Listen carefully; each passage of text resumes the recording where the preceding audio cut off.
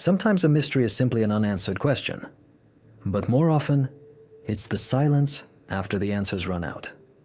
The world is full of events that remain unexplained because they were ignored or misrecorded. There's no fantasy in these stories, only a reality no one wanted to look too closely at. In this collection of 72 unsolved mysteries, we'll explore topics that others prefer to keep quiet about, but we don't. So subscribe if you want to know more than we're told. Phantom ship Jenny. In the early autumn of 1840, the English whaling ship Hope was moving through the icy waters of the South Atlantic when a black dot appeared ahead in the fog, a bark frozen in the ice. She didn't respond to signals. She didn't maneuver. She didn't drift. She just stood there, as if waiting. The captain of the Hope decided to approach. The ship was completely frozen, motionless, but visually fine. The name painted on the stern read, Jenny, London. None of the crew knew her. When they boarded, everything looked wrong. The deck was silent. No destruction, no chaos, no signs of struggle, just a deathly silence, soaked into the canvas. The men lay in their places, one at the wheel, two in the cabin, covered with blankets. One of the officers would later write in his log, "They didn't look dead. They looked frozen in the moment." The main thing found on board was the captain's log. The last entry was dated May 17, 1823. The Jenny had 17 years of silence behind her. The captain wrote that the ship was trapped in the ice in the Drake Passage. He described attempts to escape, then the cold, death, and loneliness. His final sentence? God, have mercy on us. Not a single one remains. How the ship had drifted across the Southern Ocean for so many years, without a trace of destruction, without completely sinking, no one could explain. Even less clear was how the bodies had been preserved, without decay, without distortion. It was as if the ice itself had decided to preserve the memory. After this, the Jenny vanished from history, just as she had appeared. The ship was neither towed nor recorded in maritime registers. Official British archives contain no mention of her, only scattered newspaper reports in Hamburg, London, and Chile, and references to letters never seen again. Some historians consider this a fabrication. But almost everyone who has studied the matter in depth agrees on one thing. This is not an urban legend. It is history that was left untouched. The question isn't where Jenny was drifting. The question is why she ended up somewhere other than where she was supposed to disappear. She didn't return. She was brought back. Human pillars in the Aokigahara forest. At the foot of Mount Fuji, among damp, mossy rocks and densely intertwined roots, lies a forest the Japanese call Jukai, the Sea of Trees. Tourists know it as Aokigahara. Guides warn, it's too quiet there. You lose your bearings there. The compass doesn't work. But the strangest discoveries begin not on the surface, but in the depths.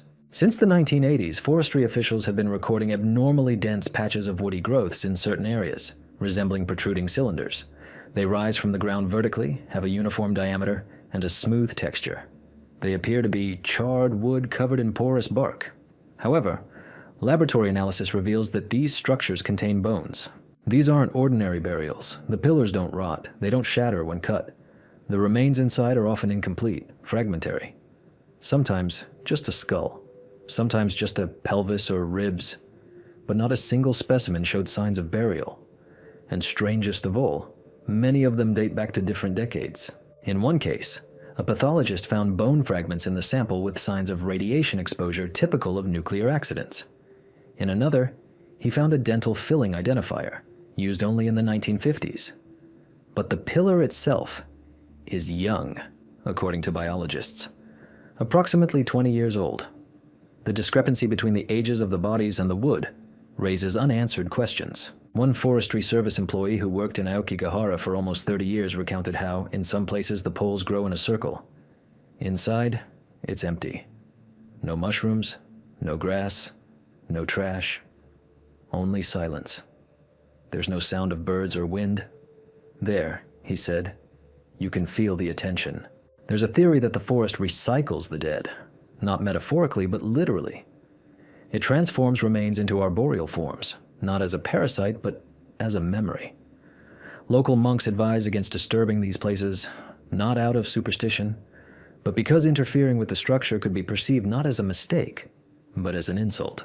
No one knows exactly what's happening deep within Aokigahara. Neither geologists nor ecologists nor historians have come up with a convincing explanation.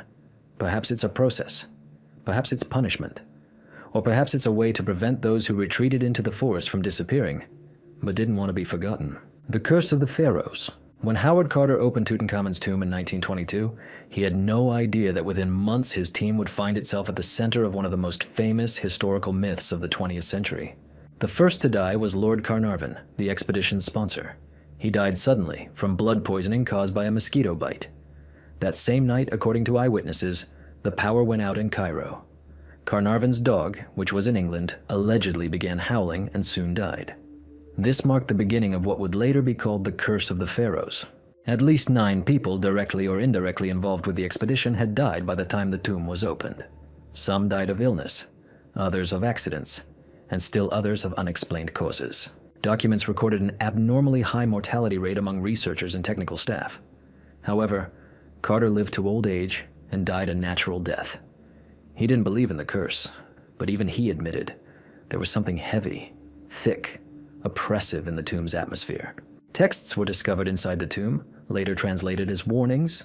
One of them, engraved on a stone tablet, read, "Death on wings will overtake anyone who disturbs the king's peace." Whether by chance or not, it was the flying creatures that caused Carnarvon's illness. However, the mystery is not limited to this case. Similar waves of death have been recorded at other excavations related to ancient Egypt. In the 1970s, a team of archaeologists exploring the Abydos region also encountered a chain of deaths. 5 people died within 2 years. One of them was from a rare blood disorder that defied explanation. All the cases had one thing in common. The work involved artifacts previously recovered from tombs. Some researchers speculate that this is a biological threat. Fungi, spores, mold. But none of these theories explain the selective effect. Why do some people die, while others who came into contact with the same objects survive? Why do the symptoms often differ? Why are some artifacts still being taken even decades later? There are other explanations. Some believe it's not a curse, but a structural issue. The tombs weren't built simply for burial. They were designed as closed systems, meant to preserve not only the flesh, but also the intention. Disturbing the structure sets off a chain that can't be stopped, because it's not magical, it's architectural. Whatever the reason behind the string of deaths, the effect remains. Thousands of years later, the name Tutankhamun is known to millions, but the name of Carnarvon is far less so. Is it a curse? Or simply a reminder? In Egypt, nothing ever belongs to you alone. Even if you think you found an entrance, you've only opened someone else's door. And it may have been closed for a reason. Flash mob on Reddit. In 2011, an account named A858 appeared on Reddit. It didn't comment, didn't respond, and didn't engage in discussions. It simply published posts filled with long strings of symbols, codes that were meaningless to most users. The entries were released irregularly, without explanation. No one knew who was behind them. And everything would have remained in the shadows, if not for one fact. These symbols actually contained messages. Users began deciphering the strings. It turned out that some of them were converted English text, encrypted using a complex 64-bit system. One of the first successful decipherments contained a phrase that suggested the fate of the entire world depended on it. Later, there were fragments from the Old Testament, geographic coordinates, and even coded images. No connection was found between these fragments. They simply existed. They appeared and disappeared. But with each new publication, the feeling remained the same. This was not a random game. There was a structure. The flash mob quickly evolved into a cryptographic movement. Thousands of users attempted to construct a model explaining the logic behind the posts. Some suggested it was an artificial intelligence project. Others spoke of a government operation disguised as Reddit. The strangest theory, it's a way to transmit information, disguised as chaos, through an ordinary platform, among ordinary posts. But then everything suddenly stopped. A858's account suddenly went silent. The posts disappeared. The links led to nothing. Reddit administration refused to comment. Archived copies of most of the transcripts remained, but some were corrupted. Some claimed that the posts disappeared not only from the site, but also from local copies, as if their very presence was disturbing something. Amid this silence, another account appeared with a similar nickname, but its messages were meaningless. Blank lines, repeated characters. Researchers dismissed it as an attempt at forgery. But the main point was gone. A858 never returned. Neither did the explanation. Could it have been a test? Possibly. An experiment? Probably. But with each passing year, as no information emerges, the only theory remains. It was a communication channel between someone who knew what they were doing and someone who should have understood. No one understood, or understood but didn't say anything. All that remained were zeros, ones, and silence. And one question no one answered. If it was a joke, why haven't we forgotten it? Mysterious monument in Butter Creek. On a desolate stretch of land in Georgia, USA, near the town of Butter Creek, stood a granite monument that many called the American Stonehenge. Its official name is the Georgia Guidestones. Built in 1980. Designer unknown. The initiator was a man using the pseudonym Robert K. Christian, acting on behalf of a small group of loyal Americans. From the very beginning, this object seemed more than just strange. It seemed programmed. The monument consisted of 5 massive slabs arranged in a radial petal shape. Each side contained text engraved in 8 languages: English, Russian, Chinese, Hindi, Hebrew, Arabic, Spanish, and Swahili. The main message was 10 instructions to humanity. The first of them is, keep the world's population below 500 million in balance with nature. This raised questions. Why was the threshold set? Why was the wording so technical, almost devoid of emotion? And most importantly, why did the authors remain unknown even decades later? There were suggestions that this was a message for survivors of a global catastrophe, or a program for a new order, or a ritual warning encrypted as a command. The monument was oriented astronomically precisely. One of the slabs had a hole through which a sunbeam would illuminate the central axis on a certain day of the year. The installation was clearly meticulously planned, down to the last detail, from the polished granite to the astronomical alignment. There was no museum, no guard, no explanatory sign nearby, only slabs, only silence. Many considered the structure a cult. Attempts were made to blow it up, desecrate it, and paint over it. In 2022, one of the slabs was indeed damaged by an explosion. A few days later, the remaining elements of the monument were completely dismantled. Officially, it was for security reasons. But this coincidence fit too neatly into the nature of the entire structure. It appeared suddenly and vanished without a trace, never truly understood. No organization claimed responsibility for the demolition. All that remains is a concrete pad. And archival photos in which strange inscriptions speak not so much to contemporaries as to someone who will come later. Maybe we weren't supposed to read these lines. Maybe they were meant for those who remain. But then why did we see them? Why did we remember them? And who decided it was time to erase them? Cry in the mine. In the late 1980s, a group of Soviet geophysicists drilled an ultra-deep borehole in the Murmansk region near the Kola Peninsula. The project was known as the Kola Superdeep Project, an ambitious attempt to reach the lowest layers of the Earth's crust. However, in the Western press, this drilling became famous under another name, the Shaft to Hell. Officially, the drill reached a depth of over 12 kilometers, but it was at one of the deepest points that something occurred that would later be called the Scream Phenomenon. According to one theory, after lowering a sound recording probe into the shaft, the device began transmitting a strange signal. Not a noise, not a hum, but something resembling human voices. The recording allegedly captured an unintelligible chorus of groans, screams, and wails. The tape contained not one voice, but many. The sound was chaotic, as if coming from a vast underground space filled with torment. The story spread around the world, first airing on a Christian radio program in the United States. There, it was presented as confirmation of the existence of hell, using a supposedly leaked audio recording from the scene. In response, Soviet sources denied everything. Scientists explained, no recording was made, no probe with a microphone was used, the whole thing was a fabrication. However, several former project employees later, in informal interviews, did not directly refute the rumors. They spoke evasively. They added, some of the instruments did not behave as expected. Some scientists explain the scream as an acoustic interpretation of rock movement, specific frequencies that the human brain can mistakenly perceive as speech. Others claim the entire story is a hoax. But the strange thing is how this legend lives on. The sound attributed to the mine has been copied many times, inserted into videos, discussed. And each time, it evokes the same reaction: instinctive fear. Even if the audio recording was fake, even if nothing was recorded, why did this story stick? Why, among thousands of scientific discoveries, did people remember this particular fragment? Not as a fact, but as a feeling. Perhaps it doesn't matter whether there was a scream. Perhaps what matters is something else, what we heard in the silence when we peered too deep. And the question isn't what the device transmitted, but what we expected it to transmit. Psychological experiment, Room 237. In 1997, an experiment was conducted at a secret research institute in Germany. It remains officially unacknowledged, but it left behind too many coincidences to be a fabrication. It was never publicly named. But documents leaked online in the early 2000s included a number, Room 237.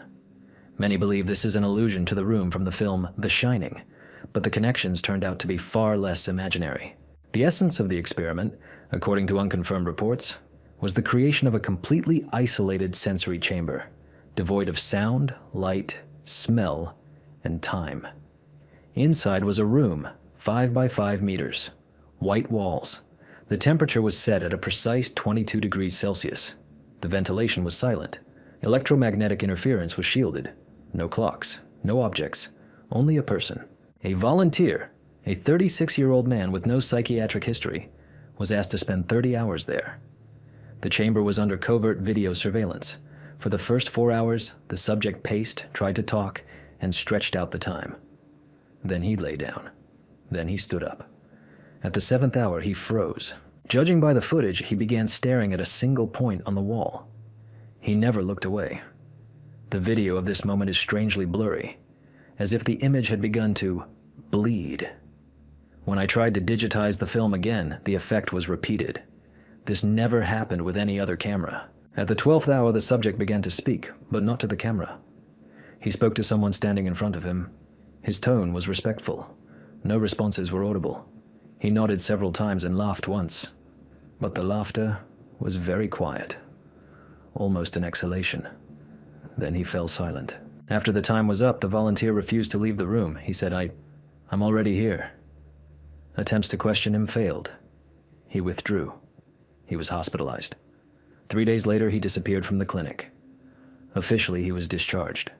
Unofficially, he disappeared. The experiment was never repeated. The recordings were deleted. The scientists associated with the project either left or changed their specialties, but the rumor remained, and they don't explain it. Because if you say Room 237 is just an empty space, you'll ignore the main question. What if there really is someone there, but they only appear when you're alone, and you don't call, and you don't look, you just sit for a long time? Balloons from Costa Rica. In southern Costa Rica, in the Diquis Valley, amid tropical thickets and forgotten banana plantations, perfectly shaped stone spheres have been discovered for decades. They're called Diquis spheres, but no one knows for sure where they came from, who made them, or why. Some are the size of a tennis ball, others weigh up to 15 tons. Almost all are geometrically precise spheres. They were first discovered by workers from the United Fruit Company in the 1930s. While clearing land, they came across smooth stone hemispheres sunken into the ground, some in groups. Some were arranged in straight lines, others formed perfect triangles and circles.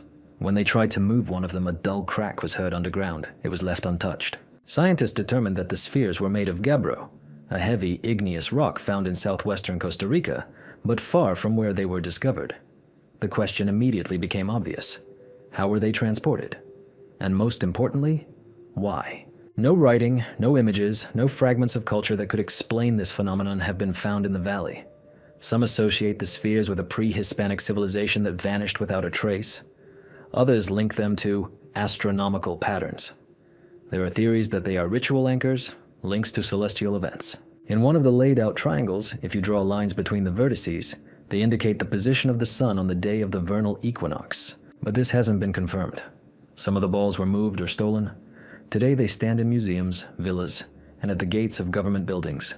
The rest are lost in the ground. During one expedition in the 1970s, researchers noticed fine grooves visible on some of the spheres, as if metal threads had slid across them. But no tool marks were found, and no experiment has been able to replicate the precision and scale without the aid of modern equipment. Some believe the balls are simply decoration. Some think they're a marker. Some think they're a memory. But none of the theories answer the main question. Why don't they carry any message?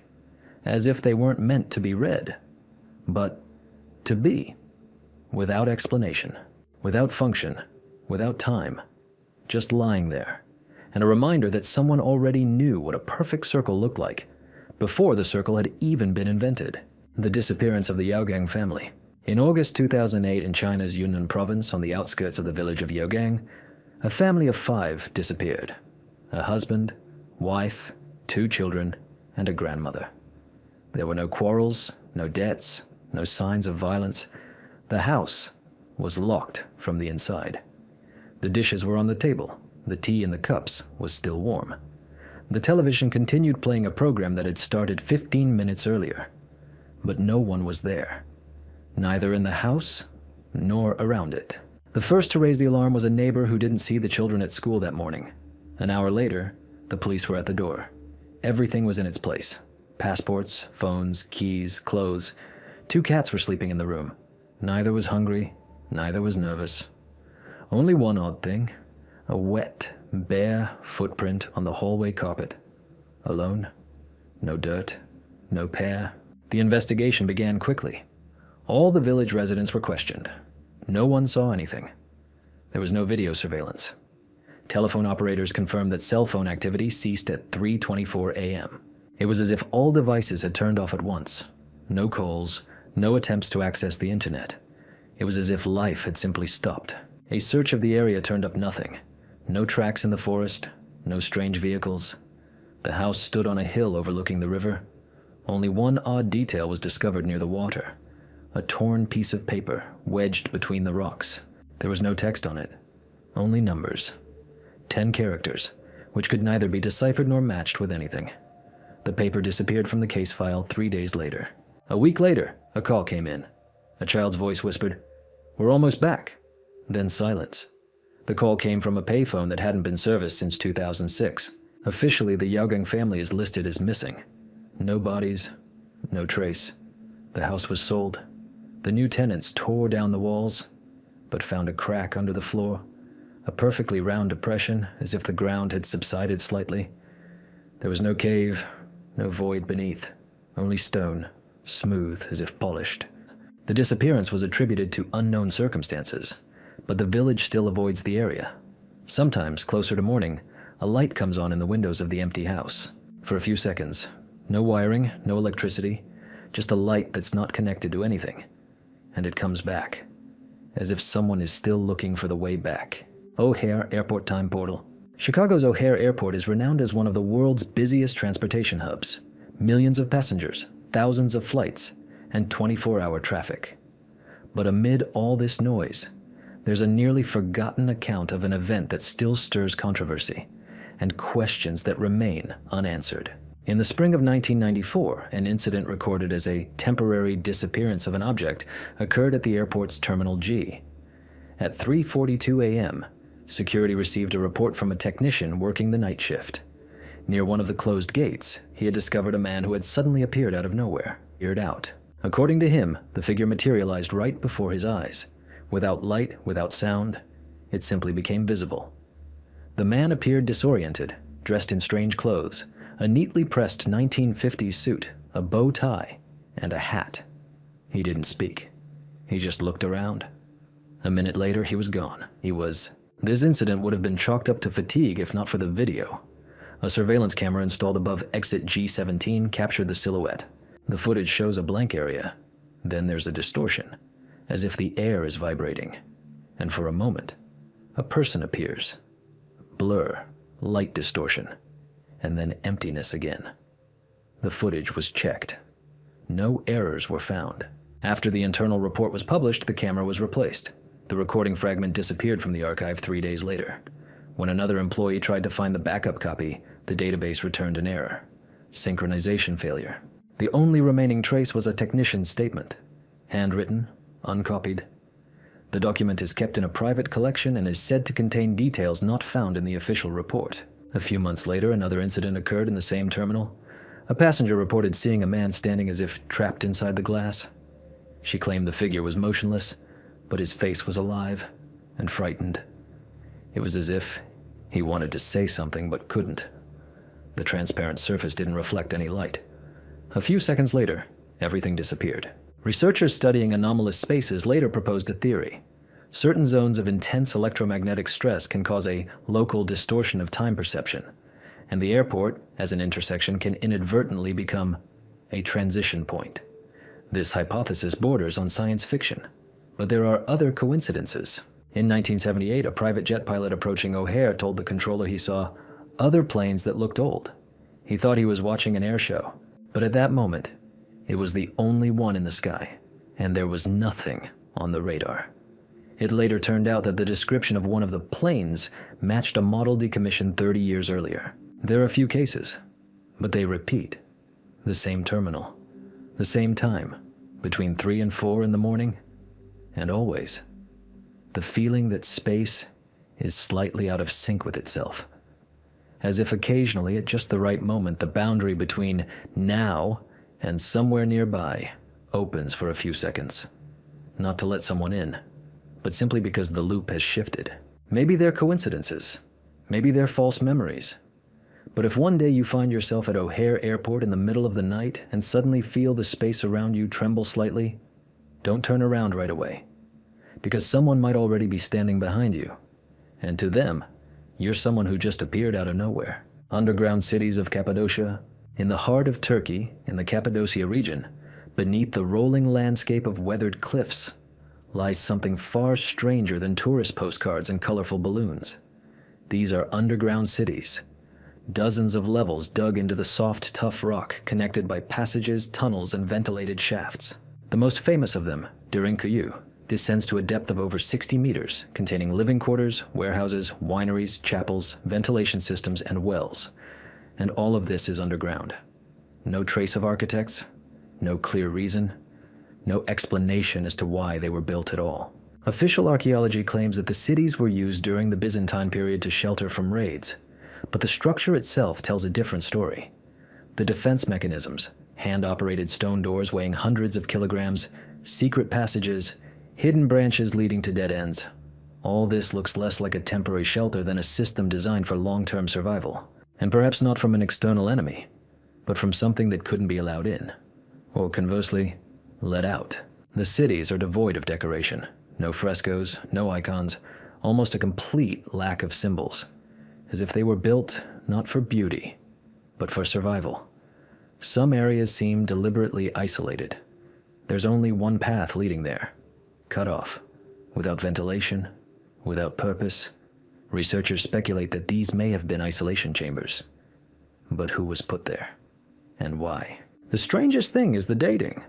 Archaeologists attribute the cities to the first millennium BC, but in older layers, traces of repeated use have been found, as if someone had already lived in these places long before the Byzantines descended. Some of the deepest passages have been filled in unnaturally, as if they were sealed from the inside. In one of the mines, they found a ceiling made of a smooth, dark stone not found in the region. It bears a notch resembling a handprint. Not human in proportions, just a notch. No comment. Locals say they still occasionally hear noises coming from some of the undiscovered tunnels, a hum, or something like breathing. Researchers attribute it to an acoustic effect, but no one goes down there alone. Even today, some theories link Cappadocia to ancient catastrophes, global events that forced civilizations underground. Others claim they are ritual spaces simulating death and rebirth. Still others argue that people didn't build these structures for themselves. They were discovered and simply used. In the 21st century, more than 90% of underground corridors remain undiscovered. Maps are incomplete. Some sections have collapsed. But the very idea that an entire city lies beneath our feet, built not according to the laws of time but by some other principles, is haunting. Because these cities aren't dead. They're just waiting to be remembered. Or needed again. And then someone will come down. Not out of curiosity, but because something will start happening above ground that will force them to hide below again. Voices from Radio UVB 76. At 4625 kilohertz, somewhere between the loud silence of the airwaves and the chaotic noise of shortwave, one of the most enigmatic radio stations in history, UVB 76, has been broadcasting for decades. They call it the buzzer. Since the 1970s, it has been broadcasting the same thing, a short metallic sound, a beep, repeating at intervals of several seconds. No pauses, no meaning, no explanation. Sometimes, very rarely, the signal interrupts. And then a voice sounds, male, clear, speaking Russian. He reads out groups of numbers, names, seemingly meaningless words. Then, the buzzing again. These transmissions occur without warning, are undecipherable, and are never repeated. No one has officially acknowledged any connection to any intelligence agency or military structure, although almost everyone assumes UVB-76 is part of an emergency backup command system. But if this is true, why has the station continued to operate for decades? Why does it remain active even when entire military communications units are transitioning to digital technology? Why does the hum continue even at night, even during political crises, government changes, and power outages? And power. In 2010, amateur radio enthusiasts tracked the broadcast location for the first time. The source was located at an abandoned military base near the town of Poverovo in the Moscow region. A team of researchers traveled there. They discovered empty buildings, broken windows, broken equipment, and a radio station that was still operating. The same sound was emanating from the loudspeaker. 2 days later, the signal disappeared from that point and reappeared from another, stronger, more focused. It was as if someone realized they'd been found. Some days, the buzzer broadcast is filled with strange sounds. One time they recorded a piece of classical music. Another time, a female voice uttering incoherent phrases. There were moments when the sounds of footsteps, doors slamming, and coughing were picked up. It was as if the microphone had been left on, accidentally transmitting something that shouldn't have been broadcast. Some believe UVB-76 is part of a dead hand, an automatic response system in the event of a disaster. Others believe it's an audible beacon confirming that the station is still alive. But there are also less rational theories. For example, that it's not a radio station at all, a mechanism for maintaining attention, a way of being present, a reminder of something that hasn't yet arrived, but is already marking its frequency in space. Because if one day this sound disappears, truly disappears, without warning, without replacement, many people around the world will realize something terrible has happened. Even if they don't know what it was, they will simply feel the silence. And then the question will no longer be what we heard. But why did it take us so long to prepare for this? The mystery of the city of Cahokia, in what is now Illinois, just a few kilometers from St. Louis, lies one of North America's most enigmatic archaeological sites, the ancient city of Cahokia. Today, its site is covered in grass, sparse trees, and dozens of artificial earthen mounds that, at first glance, resemble natural elevations. But every hill is man-made, and in the center rises the largest of them, Monk's Mound. It stands about 30 meters high. It was the center of a city estimated to have housed up to 40,000 people, more than 12th century London. And yet we don't know who built it. What were the names of these people? What language they spoke? Why they disappeared? Cahokia emerged around 1050. Over the next 2 centuries, it developed at an incredible rate. Archaeologists are finding remains of streets, fortified walls, temples, and dwellings. The city center was designed with mathematical precision. Its orientation aligns with the solar cycles. It even had a calendar of sorts, consisting of enormous wooden pillars installed in a circle, which allowed for the tracking of the equinoxes and solstices. And all this without writing, without the wheel, without metal, without a known center of power. Not a single inscription, not a single name. But the most disturbing discovery was not the city structure, but what lay beneath it. In several hills, archaeologists discovered burials with bodies arranged in complex patterns. One contained more than 200 young women. Another pit contained bodies without arms.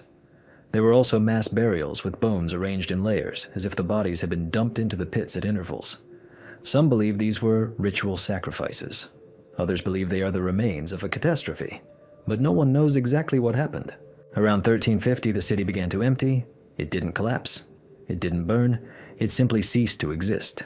The people left.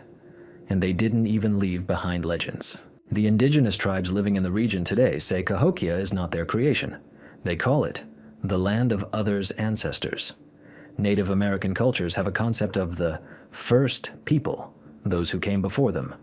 Who built? Who knew? Who left?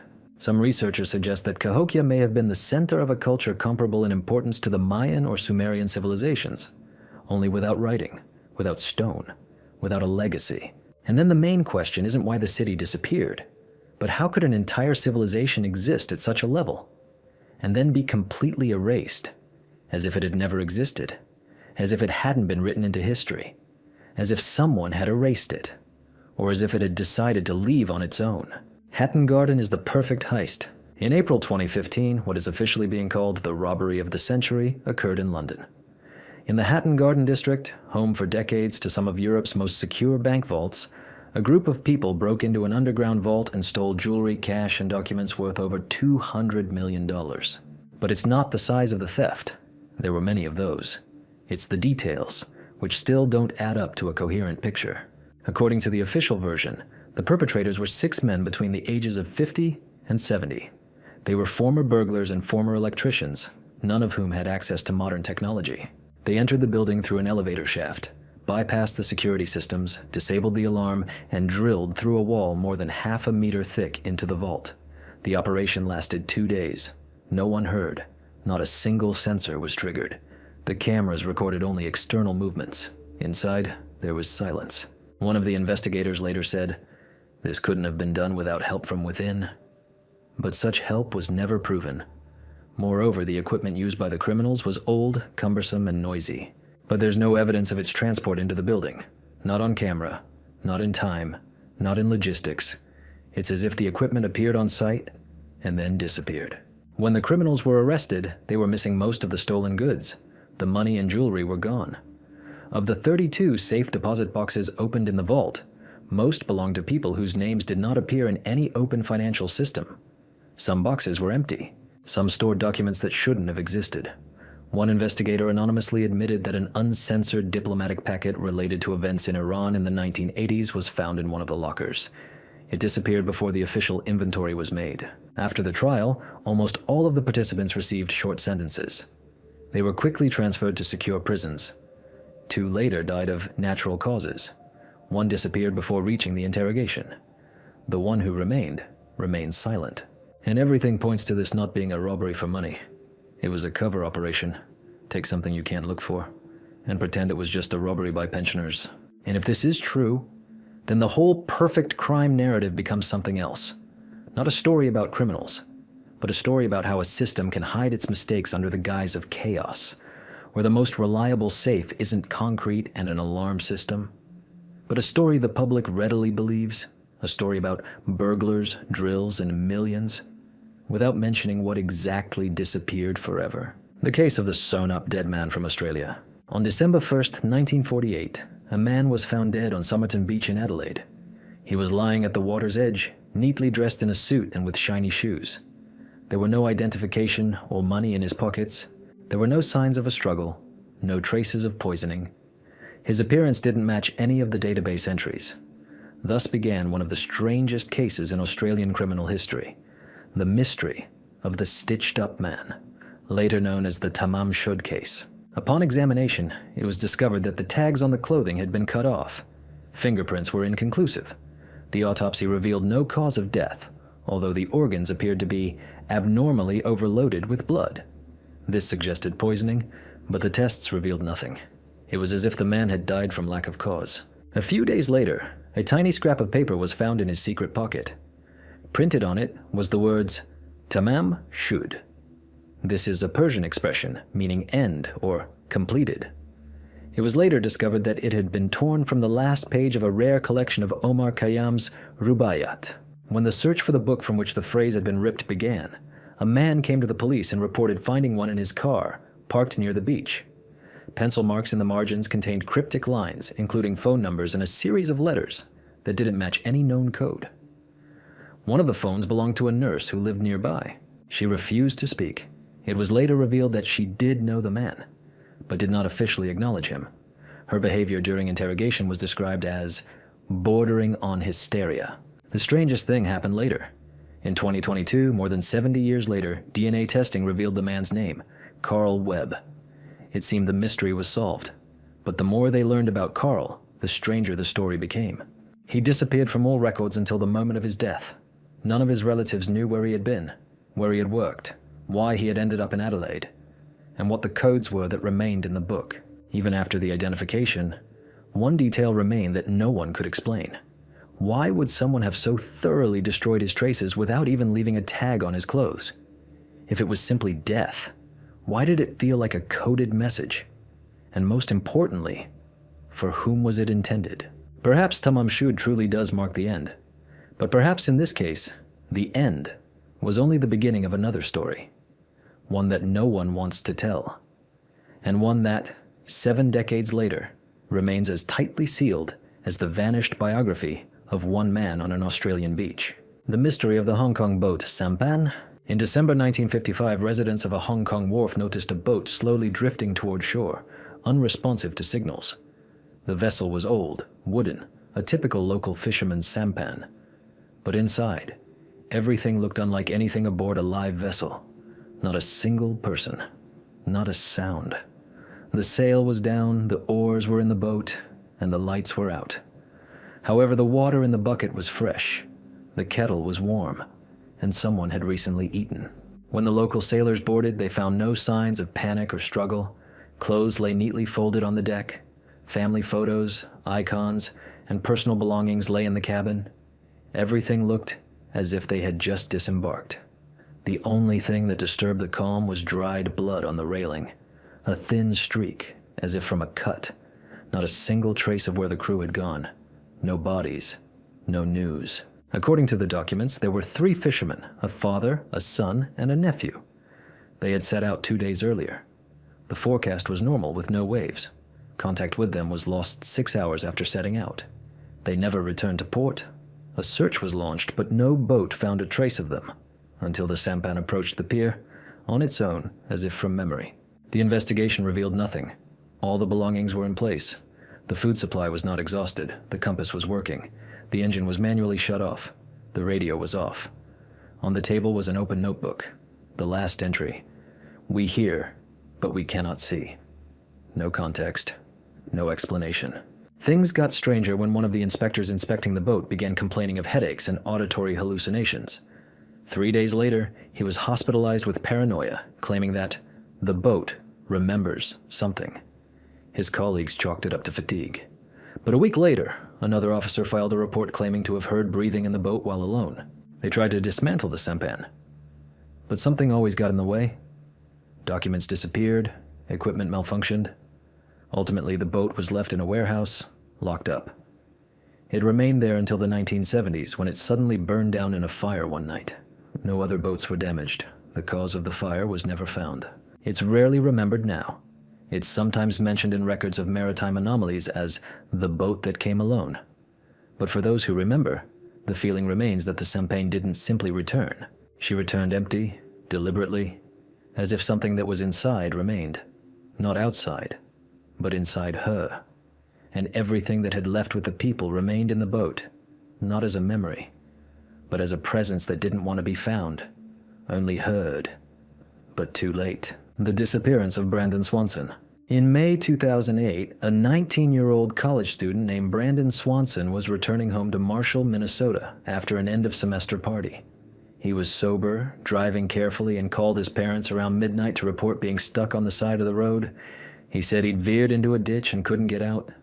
Phone reception was clear. He explained where he was and asked to be picked up. But when his father arrived, Brandon was gone. Thus began one of the strangest disappearance stories in modern America. The parents continued to talk to their son on the phone. The conversation lasted 47 minutes. The entire time, Brandon said he was walking along the road toward the city lights. He didn't sound scared. He wasn't panicking. He knew where he was going. And then suddenly, he fell silent. His last words were, "Oh, shit," and silence. The signal was lost. The phone no longer answered. It didn't hang up, it was just never picked up again. They tried to track his location using cell towers. It turned out he wasn't where he thought he was. A day later, the police began searching. Brandon's car was found on a dirt road 30 kilometers from the reported location. Everything inside was intact. No signs of struggle, no signs of damage. They searched fields, forests, and drainage canals. They scrambled helicopters and used dogs. The trail led to a single cornfield and then vanished. No traces of blood, clothing, or anything. It was as if the man had simply vanished into thin air. Later, experts noted something odd. Brandon knew the area well. He couldn't have made such a big mistake. And even if he'd taken a wrong turn, why hadn't a single camera, a single witness, a single piece of clothing provided a clue? Some speculated that he had fallen into a body of water, but searches with drones, echo sounders, and divers yielded no results. There was little water in the area, and the body was inevitable. And the phone continued to signal for several hours, as if it were still on the surface. Years later, his family secured passage of Recherche Brandon's Law, requiring police to respond immediately to reports of missing adults, not waiting 24 hours. But Brandon himself was never found, neither alive nor dead. His case became more than just a missing persons report. It was a story that lacked explanation. No motive, no conflict, no direction. Only a voice walking in the darkness with a precise sense of direction, and the sudden silence that came at the moment when he might have actually seen something. Some say he simply went the wrong way that night, but no one clarifies what exactly the wrong way means, if the tracks end in a dry field under a clear sky, and if the man didn't fall, didn't run, wasn't kidnapped, but simply vanished between two words. Signal O from Mars. In 1995, a team of astronomers from the European Southern Observatory in Chile were conducting routine observations of radio noise coming from the planets of the solar system. Among other things, they were aligning their equipment with Mars, studying signals reflected from the planet's ionosphere.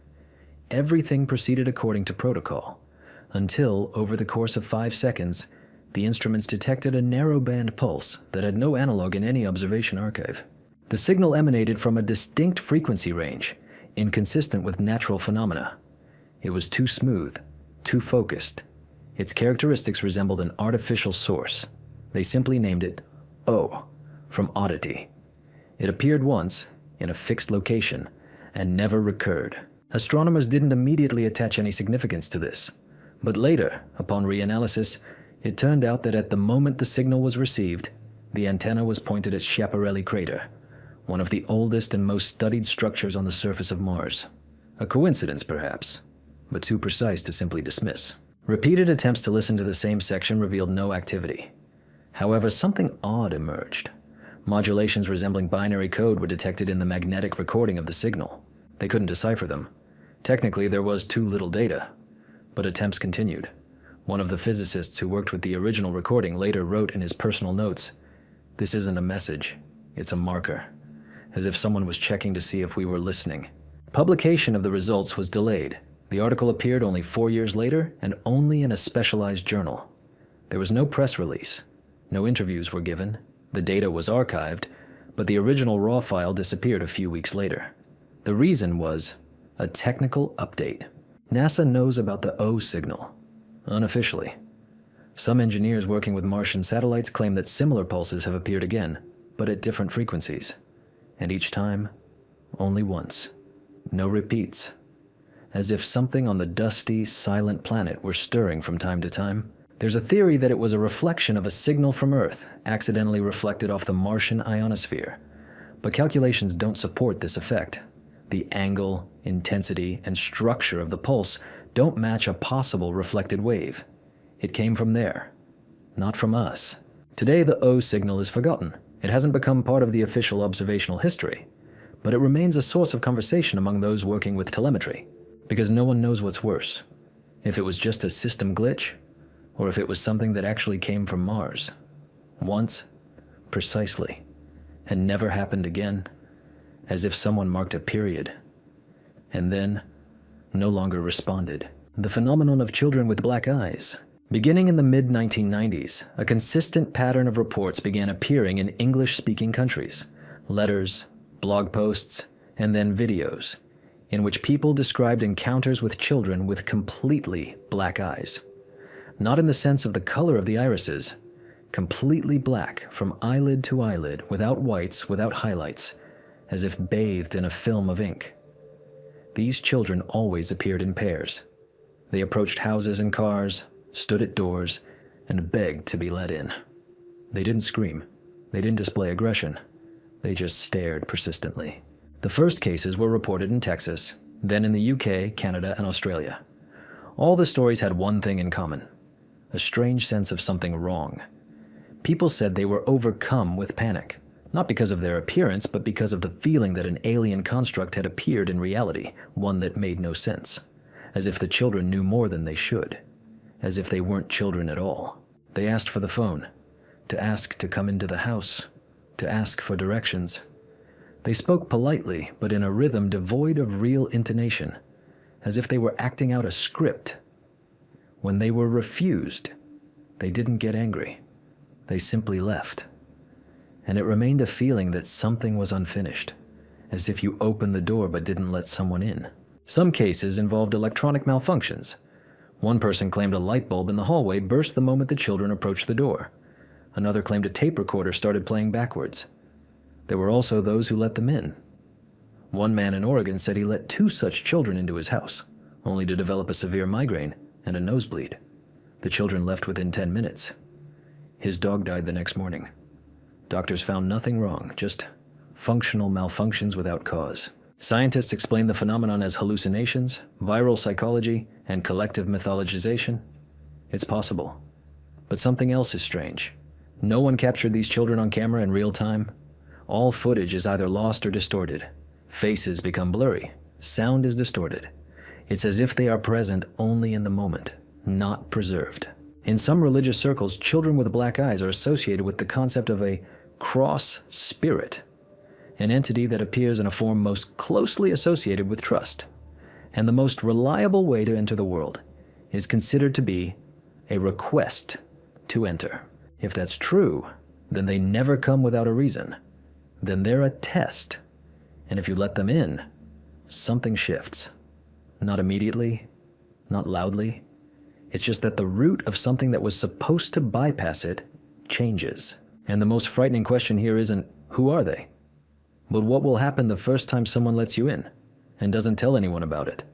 Because they won't be able to, or because it won't be them anymore. In the explosion in the metropolis that no one is talking about. On the night of August 3rd to 4, 1973, a powerful explosion occurred in an industrial area of Metropolis, Illinois. It was heard nearly 20 kilometers away. Windows in houses shook, alarms went off even in residential areas. Witnesses saw a flash, bright blue-white, tearing the sky for a split second, but within minutes, silence. No sirens, no fire trucks, no news reports. Official sources have not registered anything. No emergency, no man-made accident. The police gave a brief comment. There was minor smoke on the plant grounds. The situation is under control. But photographs taken by eyewitnesses showed something different. The entire hangar housing the experimental research laboratory was completely destroyed. The foundation was charred. The metal was melted. Everything around was a crater, and not a single body. The employees listed in this building disappeared from the records. Their biographies became untraceable. Some were transferred. Others quit for family reasons. All attempts to contact them were unsuccessful. Their homes were sold. Their medical records were sealed. Their relatives remained silent. A month later, local residents began noticing strange things. Antennas were installed in the abandoned area. Then, a dome resembling a temporary storage facility appeared. Uniformed men without insignia appeared around. One of them, according to a passerby, responded to the question, "What was here?" with, "Nothing you'd like to remember." Internal documents obtained through an anonymous source claim that the laboratory was conducting work on so-called temporal stress of materials, experiments on the stability of matter under anomalous electromagnetic pressure. In simple terms, this could have been an attempt to create a localized time distortion. The story sounds like science fiction, but the details match some descriptions of the effect in other declassified Cold War-era projects. According to this data, there was no fire at the moment of the explosion. A shift occurred. The space containing part of the building began to turn inside out, not by an explosion, but as if from the inside. Everything inside disappeared. It didn't burn. It didn't evaporate. It became inaccessible. Later, a dome with a radar-absorbing coating was installed at the site. Sensors around the perimeter detected a faint background noise. Not radiation, not heat, not sound. Something else. The reports listed it as undetectable density. Metropolis is a city where today there is no mention of this. No plaque, no anniversary.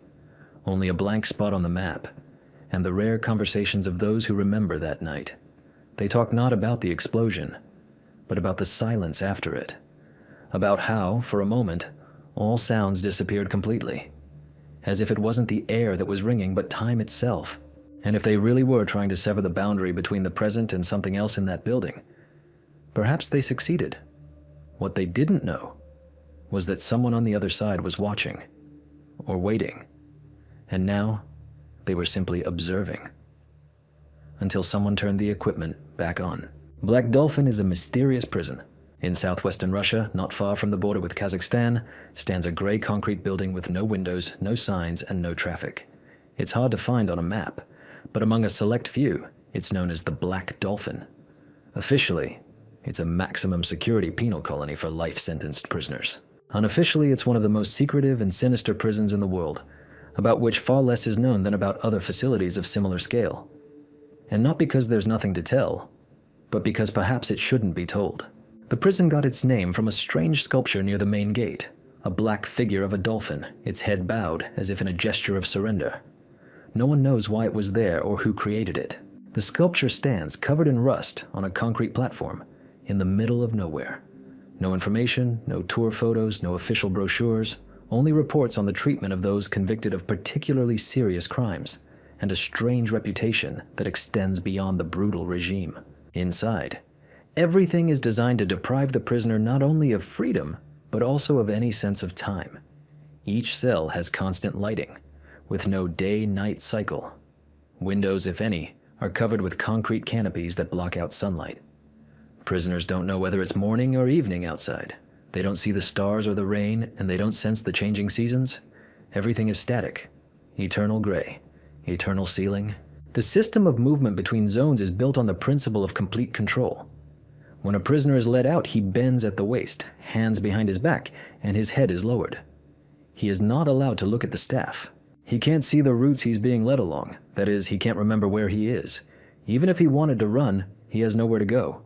He doesn't know where he is at all. But the essence of Black Dolphin isn't just its harshness. It's that some prisoners disappear from all records. They don't die. They don't get released. They simply vanish. Their numbers disappear from the database. Their files become inaccessible. The staff always give the same answer: transfer. But no one will say where. There are rumors that deep within the prison there are areas that even regular guards have no access to. Old Soviet concrete shafts leading underground, cells without ventilation. There are rooms without lighting, and where the surveillance cameras don't work. One former employee anonymously reported that there are sections that don't house criminals, but rather figures not designated as human beings. He declined to elaborate. There are also unofficial records of prisoners who began speaking languages they had never known, or writing in symbols reminiscent of Sumerian or Pre-Phoenician. Medical commissions recognized this as a sudden psychotic episode, but no one explained why these psychoses recurred only in one wing, and only among those transferred there after a status review. Some researchers who study prisons as psycho-architectural structures argue that the Black Dolphin is built not only as a place of detention, but also as a system of present suppression. It's as if an environment has been created within it where consciousness loses its orientation, where time loses its consistency, where you're not simply imprisoned, you're erased as an observer. It sounds like a metaphor, until you start comparing. The geographic location of the property, the materials used for the interior partitions, the lack of electronic documentation in certain areas, and especially the lack of satellite images of the roof. Even in the 21st century, images of this area are distorted and blurry. It's as if even satellites can't focus on this point. Among the conspiracy theories is the theory that the Black Dolphin does not house criminals, but rather those who have become carriers of information that cannot be disseminated. Not necessarily spies, but perhaps those who manage to see something that doesn't fit into the world, and now they can't be released. But they can't be killed either, only isolated, in a space that doesn't even register their existence. Maybe that's why the prison exists for a reason. Maybe it doesn't guard. It contains. Not the prisoners, but the very information they carry within. And the Black Dolphin at the entrance isn't a symbol. It's a reminder that even from the depths, something can return. And it would be better for it not to know the exit. The city that disappeared, Anjikoni, in the icy expanses of northeastern Greenland, in a place where even today human footsteps rarely tread, there existed at the beginning of the 20th century a settlement called Anjikoni. It wasn't large. Just a few dozen residents, hunters, missionaries, and a couple of European explorers. It was unknown. No industry, no trade routes. But that's precisely why its disappearance was so terrifying. Because it happened quietly, without explanation, and without a trace. Angiacone first came to light in 1907, when a team of scientists sent by the Danish Geographical Society attempted to map the region. They discovered that the spot designated as a permanent settlement was completely empty. No smoke, no movement, no traces. Only the remains of buildings, house frames, abandoned tools, torn sleds. It was as if the people had up and left, overnight. The provisions were still there. The lamps were lit, the beds were made, cups stood on the table, and in the corner of one of the huts, a child's toy, half buried in the ashes, as if someone had simply vanished between two breaths. No animals, no bodies, no graves. The official explanation was guarded. Climate change, famine, migration. But residents of a neighboring village, 100 kilometers away, claimed to have seen a strange glow over the horizon a few days before the expedition. It lasted for over 20 minutes, was silent, but too perfectly shaped, like a dome. Afterward, the sky became too dark, as if night had fallen at the wrong time. The topography of Angiacone itself has also changed. Maps made at the beginning of the century showed a lake 2 kilometers from the village. Today, it's gone. It's disappeared. The soil beneath the village is unstable. Magnetic fluctuations within a 3-kilometer radius are 10 times higher than the average. Compasses refuse to show direction. GPS is intermittent. In 1962, a group of military geologists attempted to use this area for a weather station. A week later, the project was shelved, not because of the weather, but because 3 engineers refused to continue the work, claiming that at night they heard footsteps in the snow behind the tent, even though no one was nearby. The sounds never occurred, but the alarm remained. The reports didn't mention this, only the terse, unfavorable conditions. Later, one of the geophysicists involved in that project admitted that he'd found a carving on a wooden beam in an old hut that remained on the site of the village. It was a word in a language that didn't match either Greenlandic or Inuit. He sent a photo to the museum but received no response. A month later, the image had faded from the film. Literally, the film was empty, as if the image couldn't be preserved. Some believe Angiacone never existed, that it's a map error. But there are too many coincidences, too many people who were there, saw it, and never returned. All that remains are the coordinates, and a strange radio silence zone where even military communications are blocked. If the city disappeared, it disappeared not in space, but in the structure of memory itself, as if the place decided that certain traces should not be left, not for history, not for explorers, not for maps. And if one day someone were to appear there again, they would see not ruins, but nothing. Because sometimes nothing is too much, and too precise, to be an accident. The disappearance of the Sauter children. Christmas night, 1945 in Fayetteville, West Virginia, should have been ordinary. Everything was going according to plan in the Sauter family home. Fairy lights, a fireplace, the children almost asleep. George and Jenny Sauter had 10 children. 5 of them were in their rooms on the 2nd floor. The rest were sleeping downstairs. At 12:30 a.m., the fire broke out. The house burned suddenly and swiftly, as if it wasn't the wood that was burning, but the space itself. George and Jenny managed to escape with some of the children, but 5 remained upstairs. The firefighters didn't arrive until 8 in the morning. The house had burned to the ground. Nothing of the children was found. No bodies, no bones, not even charred belongings. It was as if they had never been there at all. At first, everyone assumed the children had died in the fire, but then something happened that still has no logical explanation. Fire experts declared that, given the temperature and the length of the fire, bodies, bones, and teeth should have been at least partially preserved. But there was nothing. The house burned quickly, but not so quickly that it was completely reduced to ashes. The concrete basement remained intact. Ash is too light. Even animals have been found after fires. But here, not a single fragment. Additionally, strange calls and messages began coming in immediately after the fire. One woman claimed to have seen 5 children in a car driving through town the day before. Another claimed to have seen them at breakfast at a motel in another state. These accounts were treated with skepticism until a photo mailed by Jenny in 1967 surfaced. On the back was written, "Boy, Louis Sauter. I love brother Frankie. Wander 11 boys. A90132 or 35. The face in the photo did indeed resemble one of the sons who disappeared in the fire, but no confirmation was ever obtained. The Sauter family remained in disbelief for the rest of their lives that their children were dead. They erected a billboard by the road with photographs of the 5 children and the question, "Where are they?" The sign stood for over 30 years. It became a symbol that not all tragedies end with remains. Some end with disappearances without cause, and an attempt to believe that there was a different ending. Alternative theories include kidnapping, threats, intervention by those who wanted to silence George. He openly criticized Mussolini's regime and received threats. Some believe the fire was a cover, that the children were taken away, that the entire operation was planned in advance. But why? Why? And most importantly, where did their memory go? The house was demolished. No remains were ever found. The official version remains: the children died. Unofficially, it's a case in which the fire burned not the bodies, but the evidence. All that remains is a photograph and a note posted decades later. "I am Louis."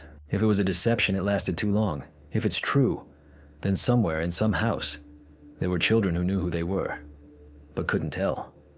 And they didn't return because they didn't know how, or they weren't allowed to, or they became someone else. A resident of Torad is a man without a country. In the summer of 1954, a middle-aged man arrived at Tokyo's Haneda International Airport. Dressed elegantly, he spoke French, Japanese, and several other languages. He passed through passport control, presenting documents, and a visa. Everything seemed fine, until the officials noticed the strange name of the country on the passport. It read, Taurat. Such a country didn't exist. The border guards thought it was a mistake, but the man insisted, Taurat is a European country, between France and Spain. He showed a map. It did indeed show a region, but it didn't correspond to the actual geographic boundaries. He claimed it was an ordinary state, one that had existed for 1,000 years. He came to Japan on business. It was his 3rd trip to the country. He showed a driver's license, commercial papers, even currency that looked like French francs. Everything was counterfeit, and everything had no obvious signs of tampering. The man was taken to an interrogation room. Consular representatives were summoned. No one could explain his origins. His language was known. His accent was recognizable. But there were no documents confirming his identity listed in any database. The company he mentioned was also nowhere to be found. The phone number he used to contact his business partners was non-existent. He was placed in a hotel under guard in case he was delirious or planning some elaborate scam. 2 officers were on duty around the clock. The room was on the top floor. The windows didn't open. The door didn't lock from the inside. In the morning, he disappeared.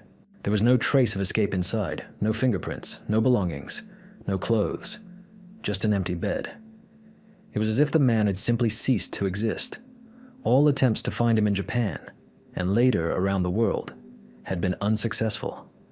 He hadn't crossed the border. He hadn't left the country. He had vanished from the map, just like his country. Some believe it was a mistake, or a joke, or a carefully planned provocation. But the documentation remains. There are official records, officers' testimonies, protocols, and they all have one thing in common. The man believed Torad existed. He wasn't pretending. He wasn't playing around. He knew the laws, the history, the culture. Among the strangest theories is the reality-shifting hypothesis, that a man arrived from a parallel world similar to ours, but with different boundaries, with a different past, with different maps, and accidentally ended up here, in this one, where his country never existed, where his documents are fake, where his history is a mistake. Because if you imagine that there are worlds almost identical to ours, but with different countries, different roads, different solutions, then one mistake in the route could lead you to the wrong airport, and you'll realize it too late. And if the man from Torad really did come from there, then where did he return? Or did he return alone? Cryptocurrency and the death of Gerald Cotton. In December 2018, the cryptocurrency world was rocked by the news. Gerald Cotton, the 30-year-old CEO of Canada's largest crypto exchange, Quadriga CX, died suddenly in India. The official cause of death was complications from Crohn's disease. The funeral was held quickly, but a few weeks later, it emerged that Cotton was the only person with access to the exchange's cold wallet keys, which held over $200 million in digital assets. The money was gone. It was impossible to withdraw and impossible to recover. The company announced technical glitches, then an unforeseen loss of access. Customers began to panic. Investigations began. But the deeper they dug, the more it looked less like a tragedy and more like a carefully planned operation. Shortly before his death, Cotton changed his will, making his wife his sole heir just 2 weeks before his trip to India. He also opened several offshore accounts, transferred assets, and suddenly outsourced some of the company's operations. Legally, everything was in order, but it looked as if he was preparing to disappear. Moreover, the hospital in India where he died had a controversial reputation. His death was recorded by a doctor whose name could not be verified in the medical registry. His body was cremated quickly, despite this being contrary to the rituals of his religion. The death certificate contained errors. The signature differed from other documents. The investigation revealed that Quadriga CX had been operating without adequate reserves for months. Some transactions were processed through Cotton's personal accounts. Others simply disappeared. His business partners claimed they had no access to the system. One even admitted, "I didn't know where the money was." Theories have emerged. The most popular? Cotton faked his death, withdrew his assets, and disappeared. In a world where cryptocurrency allows one to disappear without a trace. He may have been supported by larger players interested in maintaining his silence. Some even claimed he started a new life under a different name, in Eastern Europe or Asia. There's no confirmation, but there's no refutation either. There's another theory. Cotton really did die, but not on his own. That he was eliminated because he knew too much, because he controlled more than he should have, because access to millions in an unprotected form is more dangerous than it seems. The body was never exhumed. Requests for a re-examination were denied. The Canadian police closed the case without a conclusion. Officially, death. Unofficially, billions disappeared. And the feeling that digital anonymity turned out to be more real than even its creators expected. Maybe Cotton left not because of illness, but because he found a way to rewrite his presence in the system. Not delete, not change, but reset, and become someone who can no longer be found. Not in the blockchain, not in the passport, not in the world where identity is tied to a name, because he took the name with him and left only an empty cell. The disappearance of Jimmy Hoffa. On July 30th, 1975, around 2:45 p.m., Jimmy Hoffa, the former head of the powerful Teamsters Union, left the Machus Red Fox restaurant in suburban Detroit. He had arranged a meeting with two notorious mobsters, Anthony Giacalone and Anthony Provenzano. It was supposed to be an attempt to regain control of the union. He never showed up again. Hoffa was a legend. Under his leadership, the Teamsters became one of the most powerful organizations in America. He controlled billions of dollars in pension funds, used not only for the benefit of workers, but also to finance projects connected to the mafia, construction, and politics. He knew too much, and he kept silent for too long. When he disappeared, a massive operation was launched. Police, the FBI, private investigators, no one could understand how a man of his caliber could simply vanish.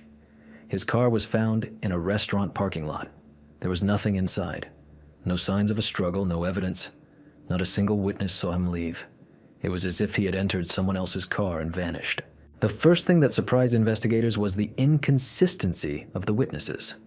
Some said they saw Hoffa with a shadow of security guards. Others said he was standing alone. Security cameras, if there were any, were either not working or the recordings had disappeared. The only real clue was a call he made a few minutes before his disappearance, informing his family that his callers hadn't arrived and he was leaving.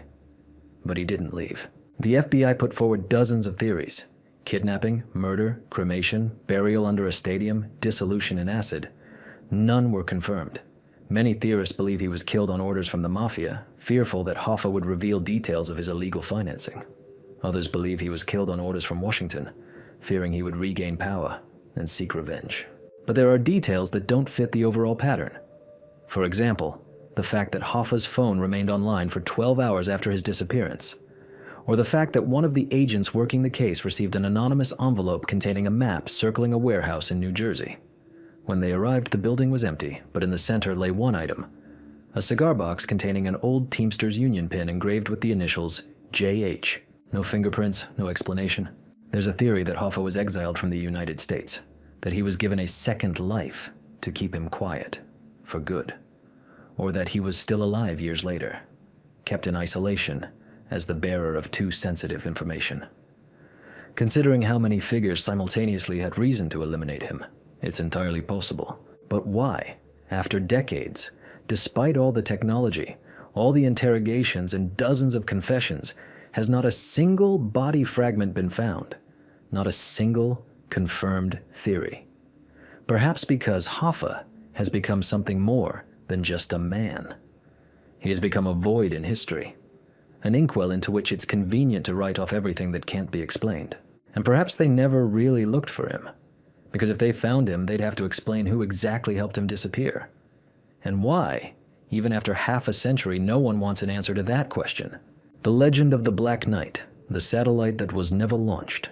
High above the Earth, in orbit around dozens of artificial satellites, something dubbed the Black Knight has been regularly observed since the 1960s.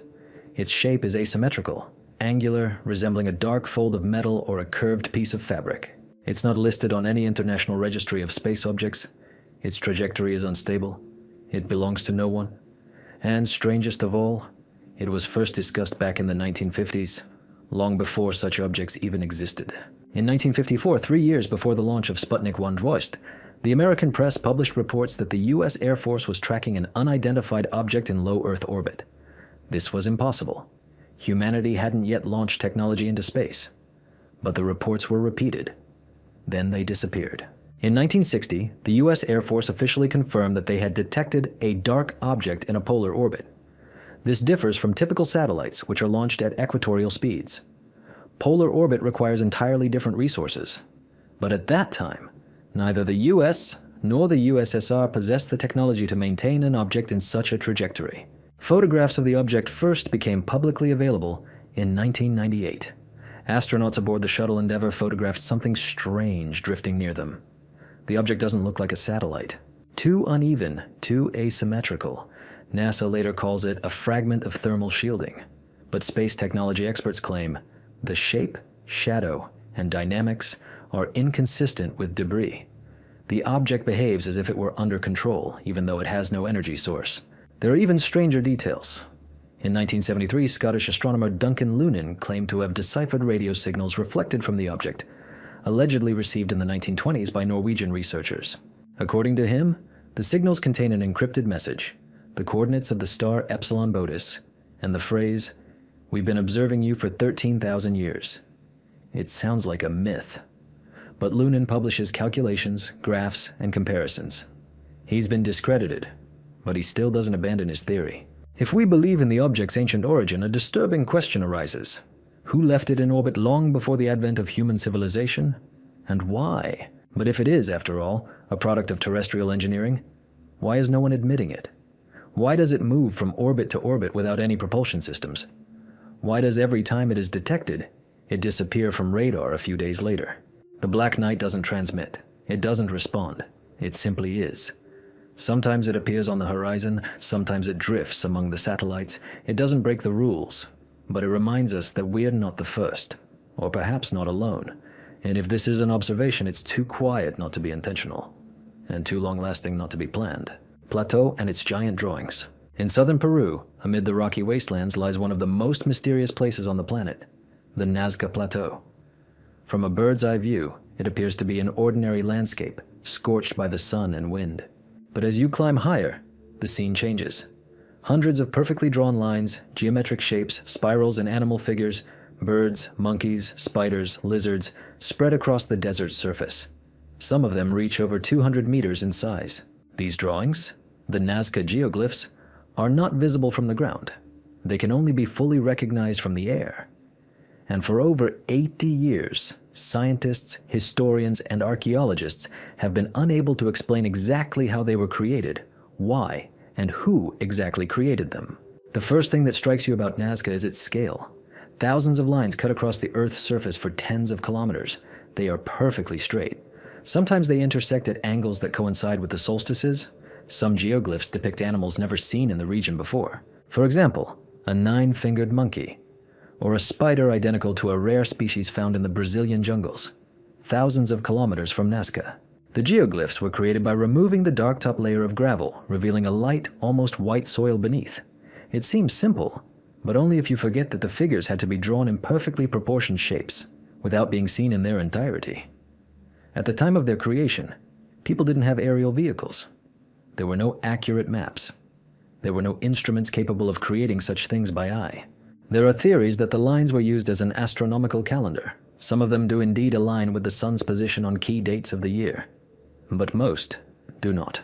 Other hypotheses suggest that these were roads for ritual processions, but many of the lines lead nowhere, ending abruptly or bending at odd angles that defy engineering logic. Some researchers speculate that the lines and figures were created as a gesture upward, as if those who drew them knew someone was watching from the sky.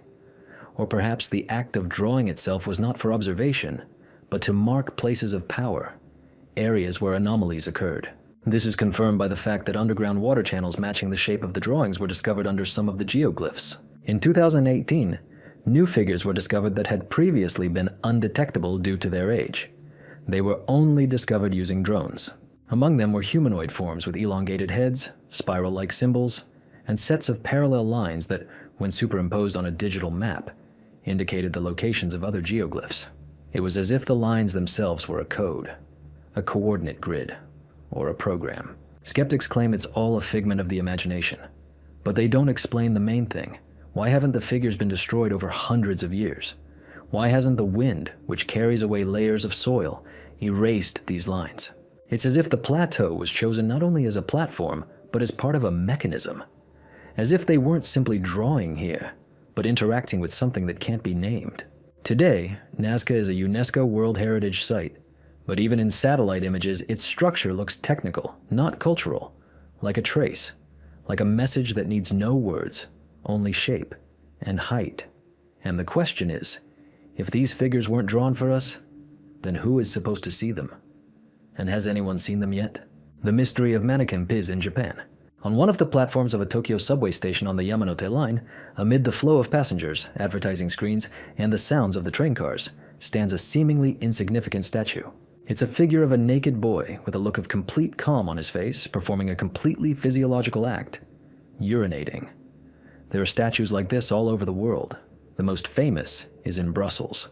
But the Japanese version has one peculiarity. No one knows exactly where it came from, or why. The official version is that the statue was installed in 1952 at the initiative of station staff. It was supposedly an attempt to add humor to the monotonous metro environment.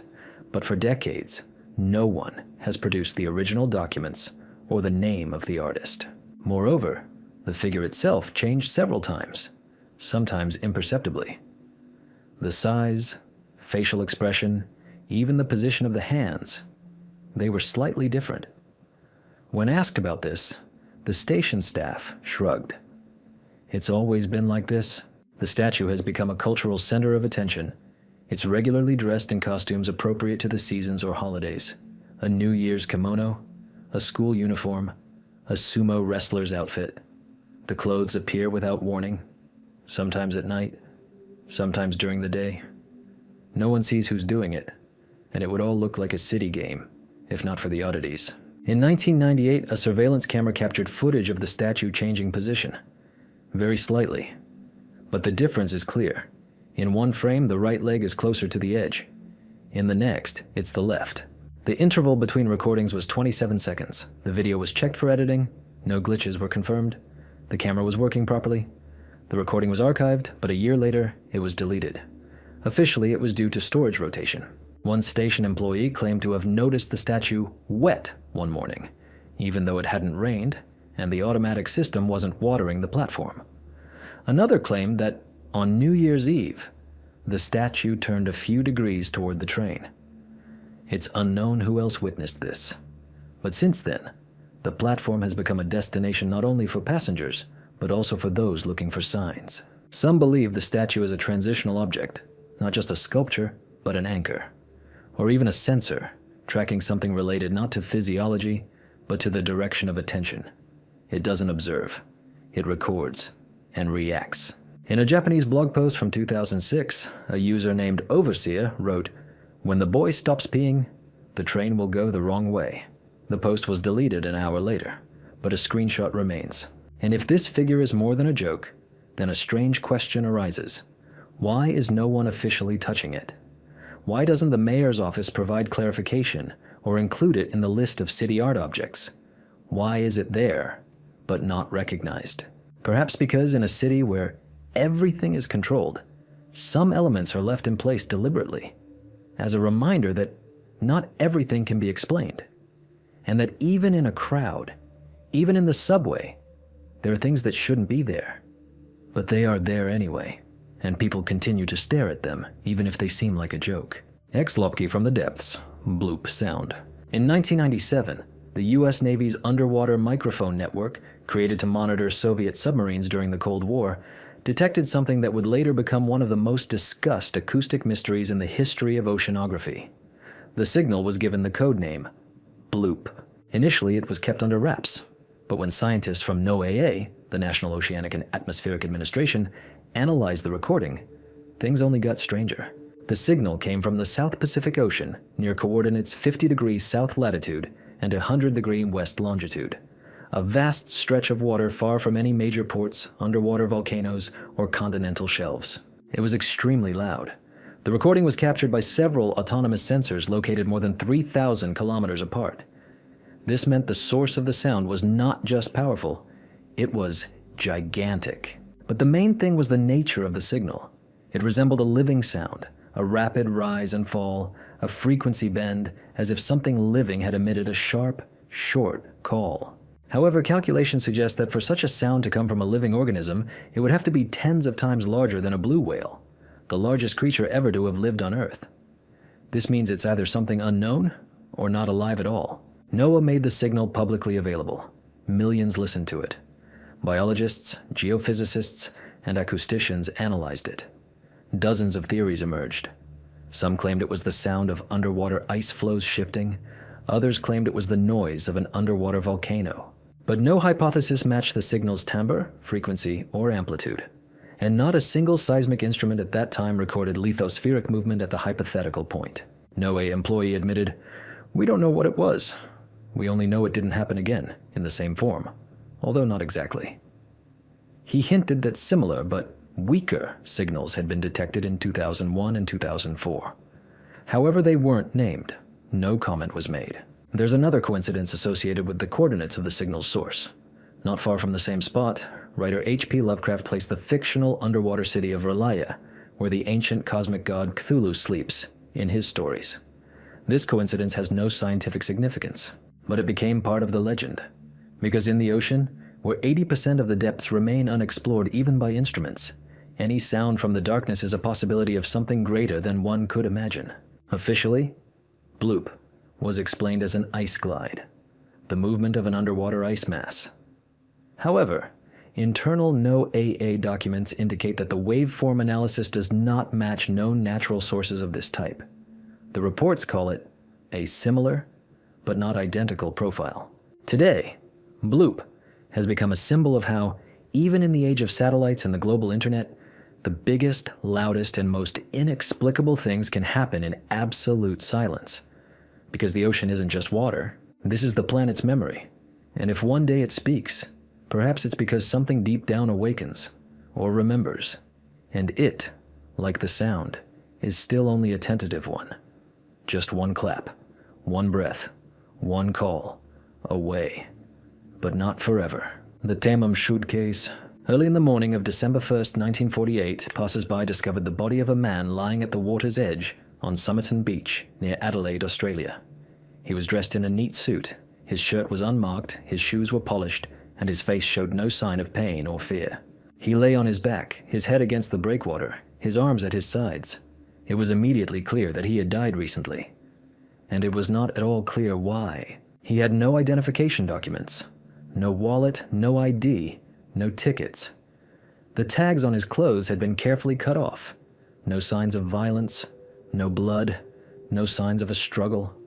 Even his fingerprints didn't match any Australian or international databases. It was as if he'd never existed. An autopsy was performed at the morgue. The cause of death remained undetermined.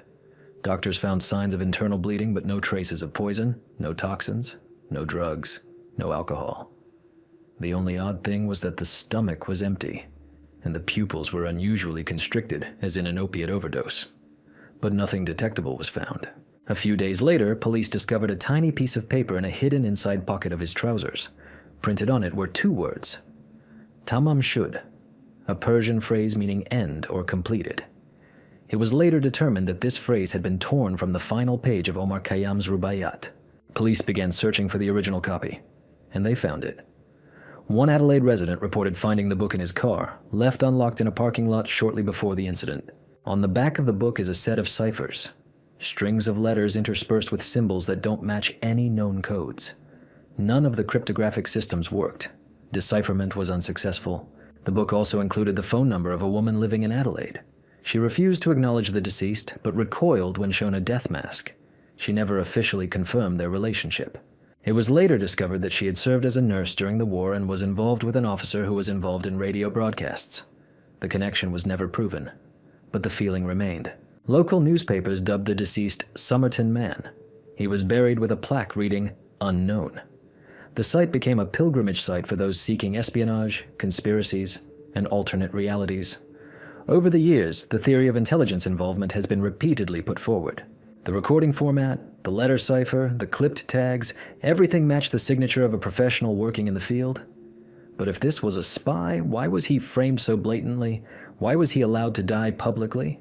70 years later, in 2022, genetic testing identified the man as Carl Webb, an electrical engineer from Melbourne. It seemed the mystery had been solved, but the details didn't add up. Why was he in Adelaide without papers? Why did he have a book of codes? Why didn't any of his family report him missing? Experts say it's simply a sad story that has become a myth, but the myth hasn't disappeared, because it's not about a person.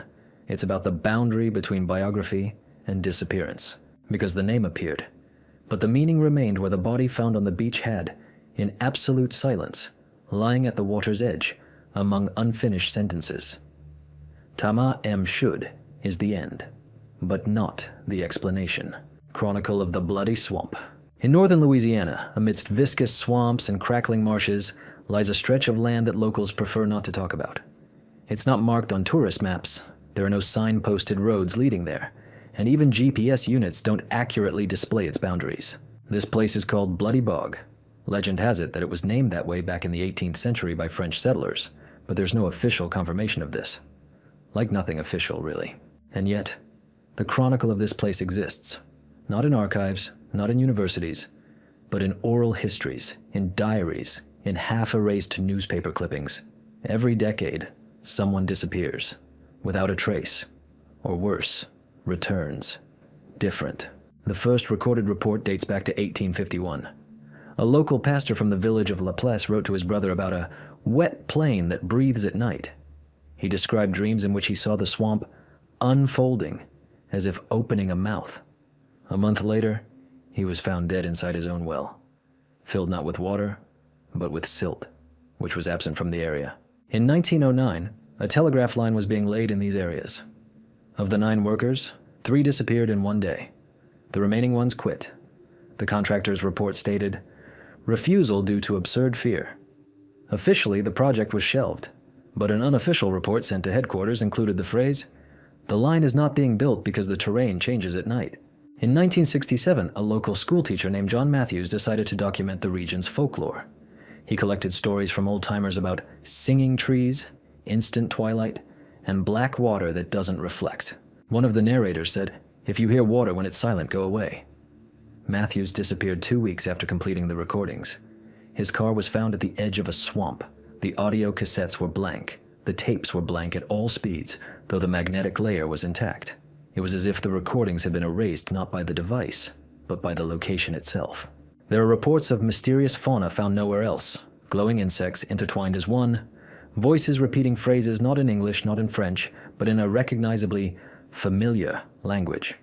In one case, A man reported that the swamp spoke with the voice of his dead brother. He later disappeared. Local search and rescue team members still refuse to enter certain zones. They call them return points. These are areas where compasses begin to spin, and time, according to volunteers, flows differently. One man said he was walking along a trail with a group, turned around at a noise, and found himself alone. It felt like a few seconds had passed. In reality, it felt like 4 hours. In 1998, scientists from a private university attempted to conduct a magnetometer scan of a swampy area. The equipment failed. A message appeared on the laptop connected to the sensor. You can't measure anything that isn't in a straight plane. This wasn't a system error, but a typed phrase. None of the specialists could reproduce it. Today, the bloody swamp is neither a myth nor a point on a map. It is a loop where patterns disappear. A place that refuses to be part of a reality that can be measured and recorded. Perhaps it is simply a swamp. Or perhaps it is a place that does not belong solely to our time. And then it doesn't wait. It repeats itself, each time a little differently, with a different name, with a different voice, but with the same result. The tracks lead there. But from there, nothing is the same. Not even the air. Not even the sound. Not even the question itself. What if it's not a creature that lives in this swamp, but the absence of return itself? The mystery of the Tunguska explosion. The morning of June 30th, 1908. Central Siberia. A bright streak of fire appears over the taiga near the Podkamenaya Tunguska River. A few seconds later, an explosion. The roar is heard over a 1,000-kilometer radius. The shockwave knocks down trees over an area of over 2,000 square kilometers. The explosive pulse is so powerful that it's detected by seismographs across Eurasia. The light from the flash is visible even in London. Yet there's not a single crater, not a single piece of debris. Only fallen trees and silence. An expedition to the blast site only began in 1927. Leonid Kulik led it. What he saw defied explanation. The center of destruction was perfectly circular, but within the epicenter, trees stood, charred but not fallen. Outside, the forest lay in radial stripes, as if a wave had come from above. But there was no crater, no rocks, no meteorite, no traces of any substance that could be analyzed. Since then, many theories have emerged. The official one is a meteorite or comet exploding at an altitude of about 8 to 10 kilometers. But nothing remained of the meteorite. No dust, no debris. Spectral analysis reveals no traces of iron. A comet, but there's no trace of ice either. So what? In the 1960s, Soviet scientists proposed the idea of a natural nuclear explosion, the release of methane followed by spontaneous combustion in the atmosphere. However, not a single chemical trace was found to confirm this. Radiation levels were within normal limits. However, some plants exhibited abnormally high mutation rates, previously undocumented. Insects collected in the epicenter area decades later showed consistent DNA differences. Some trees exhibited double growth rings, as if 2 vegetative cycles had occurred in a single year. In the 2000s, indirect evidence emerged that several days before the explosion, residents of nearby villages saw a strange glow in the sky. A soft, milky blue, encompassing the entire horizon. The light had no source. It cast no shadows. There are theories about a mini black hole entering the atmosphere, or about antimatter. Deviations in the Earth's magnetic field were indeed recorded in the Tunguska region for 48 hours after the explosion. But they didn't match any known burst type. Some researchers believe the object didn't arrive from outer space, but rather emerged from within. It's as if something had breached the geological crust. This theory is based on measurements showing unusual activity in the Earth's crust beneath the epicenter. Anomalous vibrations have been recorded there that shouldn't exist. And, more importantly, they repeat every 62 years. The last such tremor was recorded in the 1970s. The next one will be in the 2030s. Some believe the 1908 explosion was not a fall, but a flash. As if something trapped in the ground was released for a moment. Not completely, but enough to leave an imprint in the air. Rumors also circulated about traces of unknown structures discovered in the 1930s and later classified. One participant in subsequent expeditions reported a stone engraved with symbols resembling simplified runes. The photo disappeared from the archives. The stone has not been seen since. Today, The official position remains the same: a meteor. But in the archives of scientists who worked in the epicenter zone, the same phrase appears repeatedly. It wasn't a fall. It was an appearance.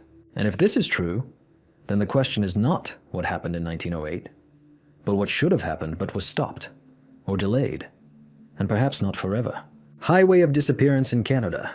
In northern British Columbia, Canada, stretches a long stretch of Highway 16. It winds through mountains, forests, and misty plains, connecting sparse settlements. This stretch is officially known as Highway 16, but it's popularly known as the Highway of Disappearance, or the Road of the Disappeared. And it's no coincidence. Since the 1970s, dozens of disappearances have been recorded here, most of them without explanation, traces, or logic. Many of the victims are young women and girls, most of whom are of indigenous descent. At first, it seemed like a coincidence. One case, tragedy. Two, alarm. But when the number of missing persons passed 40, then 60, questions began to arise. Why here? Why didn't the police respond in time? Why was evidence being lost? The highway stretches over 700 kilometers. It often runs through completely empty terrain. No lights, no gas stations, no communications. Hitchhiking is the only way to get around for those without a car.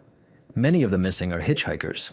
They were the last people seen getting into a van, a truck, or simply walking along the side of the road. After that, silence. Phones went silent. Relatives waited. But no one returned. Police often attributed the disappearances to mundane causes: running away from home, suicide, starting a new life. But the bodies were never found, or they were found years later, in impassable places, with no signs of violence and no clear cause of death. In one case, the remains were found 300 meters from a highway, but were only discovered 8 years later. Someone said, "It's as if they were put there later." But there are cases that defy even criminal logic. In 1992, a girl named Josie McDonald went missing. She was seen at a gas station where she called her mother. 5 minutes later, she was gone.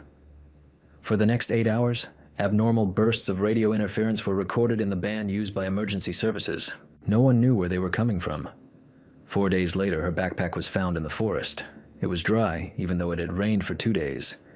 Inside was a voice recorder. The recording contained only breathing, but not hers. Too deep, too calm. The last sound was a rustling sound in a man's voice, barely audible. "This is not the right place. Caution. Disappearance zone signs were installed along the highway. Helpline numbers were posted, but people continued to disappear. Even today, some locals say the road is alive, that it takes you away, that it contains repetitions, the same places, the same dates, the same faces. In one village, a woman said she saw a girl in a blue coat on the side of the road, whom she identified as her friend who disappeared 10 years ago. She was standing there, just like that time, raising her hand, asking for a ride. The woman didn't stop. Officials have finally acknowledged the problem and created a commission, but the reports are too general, too cautious. It's as if everyone is afraid to admit that the disappearances aren't random. They're recurring. And if this isn't simply the work of humans, then the Zniknenya Highway isn't a road. It's a mechanism, or a cycle, or an access point where reality shifts for a split second, enough for a person to step out of it. Without a trace, without a sound, without an explanation, just a lane, and the emptiness left behind. The disappearance of Amanda Jones. In August 2005, 26-year-old Amanda Jones arrived in Festus, Missouri, to meet the father of her unborn child. She was 8 months pregnant, had a stable job, an active life, and her family knew of her plans and destination. The meeting was supposed to take place during the day, in a public place, near the courthouse. But no one saw her again after that. Her car was found in the parking lot, locked. The keys were in her pocket. Her purse was on the front seat. Her phone was turned off. There were no signs of a struggle, no blood, no witnesses. The building's security cameras recorded her arrival, but not her departure.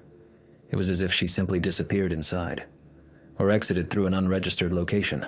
The investigation established that she had indeed planned to discuss paternity and future child support issues with a man, Jerry Pickett. He acknowledged the meeting, but claimed she didn't show up. However, her cell phone was registering activity near his house. His words began to diverge from the facts. But they found no direct evidence of guilt, no clues, no witnesses, no body. What made this disappearance particularly strange was the time of day and location. Amanda vanished in the center of a small town during the day, on a hot summer day, in an area where there was always someone walking. Not a single passerby, not a single court employee, not a single visitor saw her leave or who she was with. It was as if she had vanished between two CCTV cameras.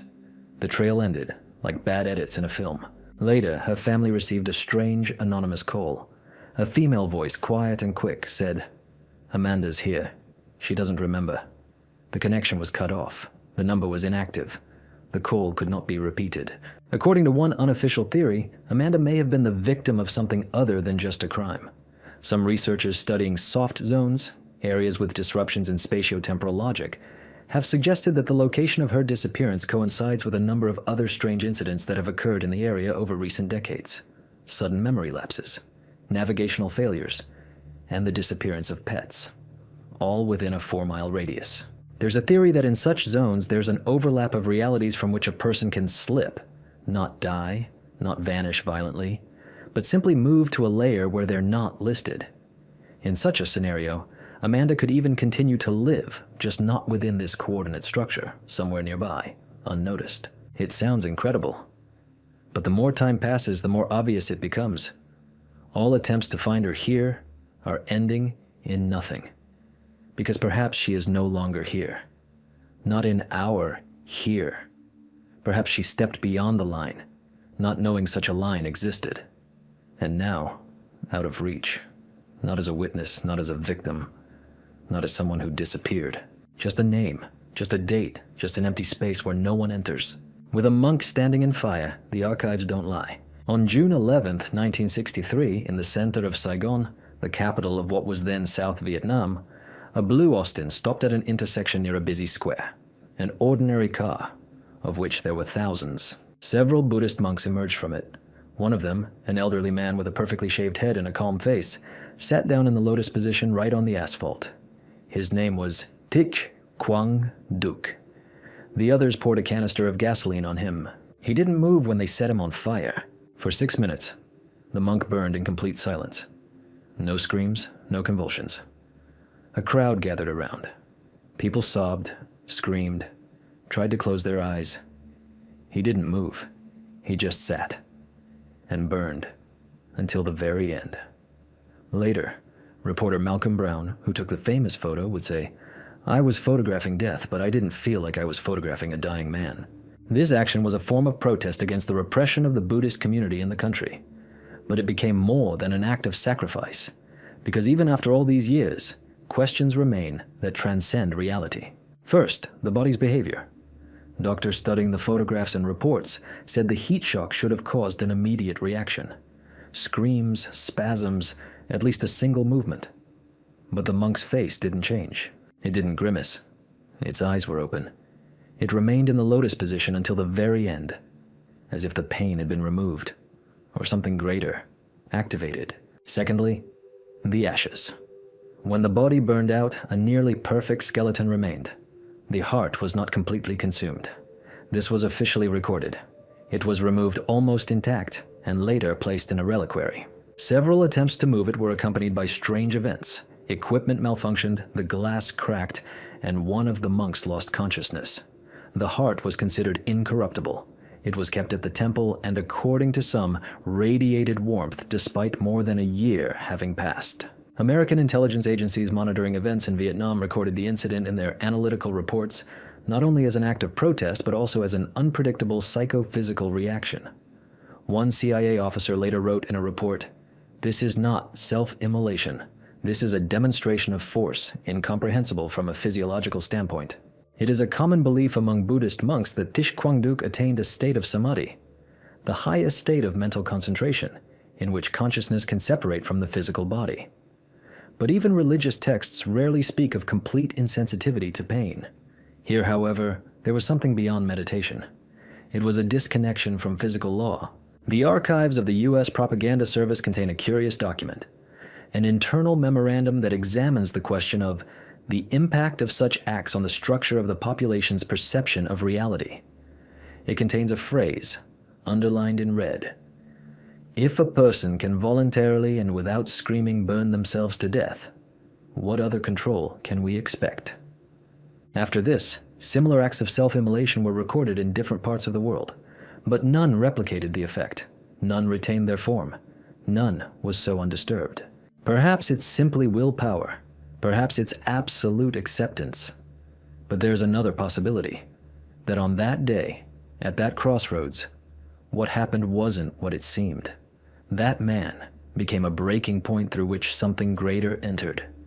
Silently. Without gestures, without words, only through flame. And then he didn't burn. He left, leaving only an image. As a reminder, the body can be fire, but consciousness is no longer here. Intercepted radio signals from Saturn.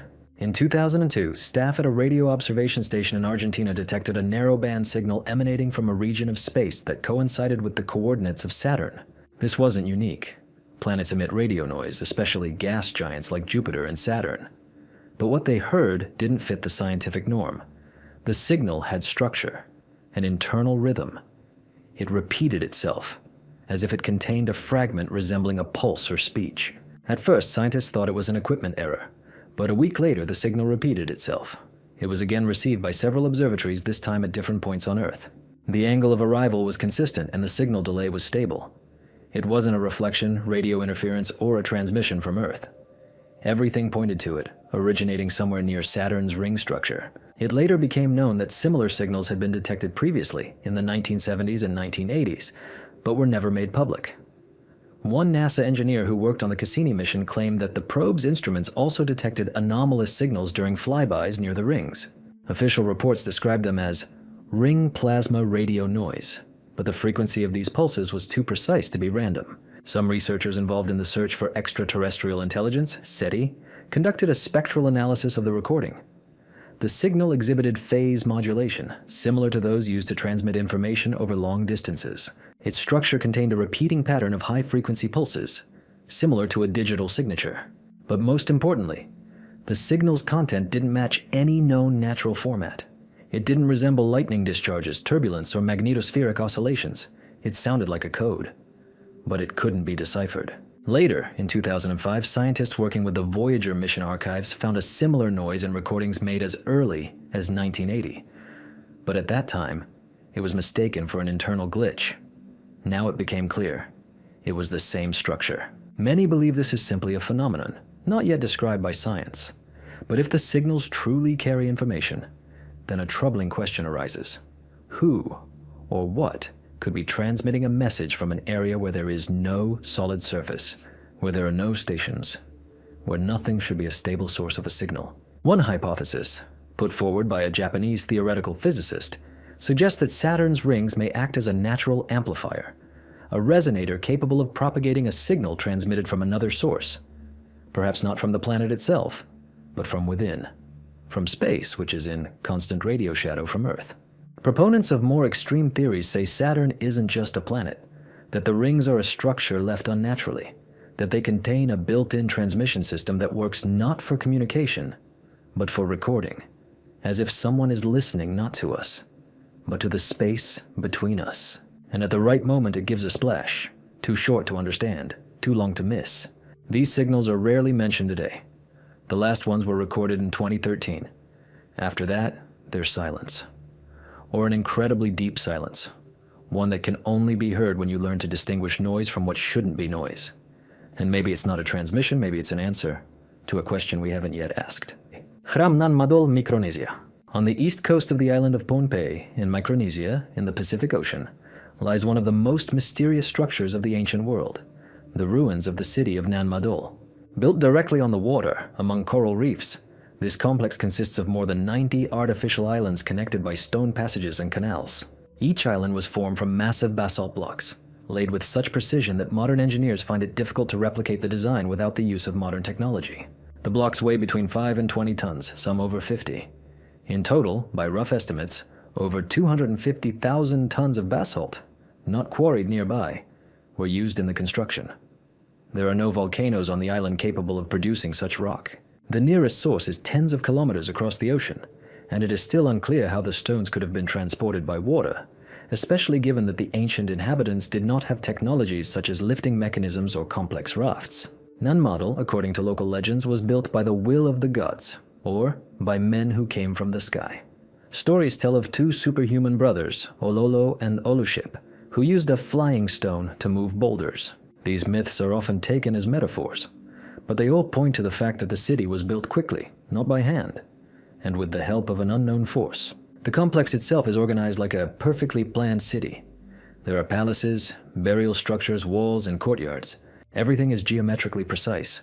The water level inside the canals is stable even during high and low tides. This is impossible without regulation systems. But no such mechanisms have been found. The water doesn't stagnate. The canals remain clear. It's as if someone is still monitoring the circulation. Locals avoid visiting the ruins at night. They say they can hear footsteps and splashing sounds, though there are no large animals in these waters. Some claim that after sunset, bubbles begin to rise from the underwater part of the city, as if something is breathing underwater. Research has revealed that a second submerged structure exists beneath Nanmadol, ancient stone rows extending deeper than previously thought. The exact function of the city is unknown. Some believe it was an administrative and religious center, others that it was a necropolis. But there are also those who say it was a portal. On certain days of the year, sunlight filters through slits in the walls, forming a precise line running through the central channels. This has been observed by scientists and tourists. A natural phenomenon? Perhaps. But its precision is too subtle. Nanmadol was not a habitable city. No household items, utensils, or kitchen structures have been found there. However, there are a large number of tombs. The place appears to be a ritual center, not a settlement. As if something took place there that didn't require constant presence, only ritual. Some claim it's part of a lost civilization that predates all known cultures, an Atlantis of the Pacific Ocean, and that its remains are submerged not only in water, but also within the structure of the earth itself. Because if, in an ocean where everything should be destroyed, a city of incomprehensible basalt still stands, with canals that don't rot and walls that don't collapse, then someone built it not for themselves, but for someone else. Someone who was supposed to come later. And if this is true, then Nanmadol is more than just ruins. It is a reminder. That knowledge may not be forgotten, but deliberately hidden. Under stones, under water, under eyelids. And it waits. Like the city. Waiting not for an explanation, but for a signal. Fresco with an astronaut in Salamanca. In the Spanish city of Salamanca, on the wall of one of Europe's oldest buildings, the Cathedral of Santa Maria de Medio, is something that doesn't fit into the familiar visual landscape of the 15th century. Among the ornate stone decorations, alongside Gothic arches, angels, griffins, and grapevines, one can see the figure of an astronaut. A spacesuit, a helmet, cables, even gloves and boots, all of this is engraved on the facade of a building built long before manned spaceflight. And this is no joke. The sculpture really does exist. It's real. And with each passing year, it raises more and more questions. The official explanation seems simple. Supposedly in 1992, during a facade renovation, one of the restorers decided to insert a modern symbol into the old composition, as a sign of the times. This is called anachronism in art, and it's not uncommon in architecture, but there are nuances that cast doubt on this explanation. Firstly, the carving style itself is absolutely identical to the adjacent elements created in the 16th century. The stone's patina is natural, with no traces of modern processing. The texture is uniform. If the element had been added in the 1990s, it would have been different. But the astronaut looks like part of the original composition, not an alien object. Secondly, photographs of the facade taken by tourists and researchers as early as the 1960s already contain the figure. They are not clear, but of sufficient quality to discern the general outline. This contradicts the theory that it was added in 1992. However, official authorities ignore these photographs, citing a lack of archive. Another detail is the figure's pose. The astronaut isn't simply standing. He's breaking through, as if punching through a wall. His left hand is clutching a ledge. His right hand is pointing upward. His legs are slightly bent, like a person in zero gravity. This isn't a decorative element. It's a scene, an action. And it seems meaningful, but not for the 15th century. Skeptics point out that the figure may have been misinterpreted. Supposedly not an astronaut, but a stylized angel in armor, But why then does it have oxygen tubes? Why are there harnesses on its waist, reminiscent of seatbelts? Why are its feet covered with soles like those on NASA spacesuits? Some researchers have hypothesized that the fresco is not an anachronism, but a trace of ancient knowledge.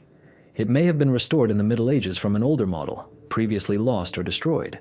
In this case, the cathedral is not the original source, but a copy that is carried over a fragment from a past that remembers more than it should.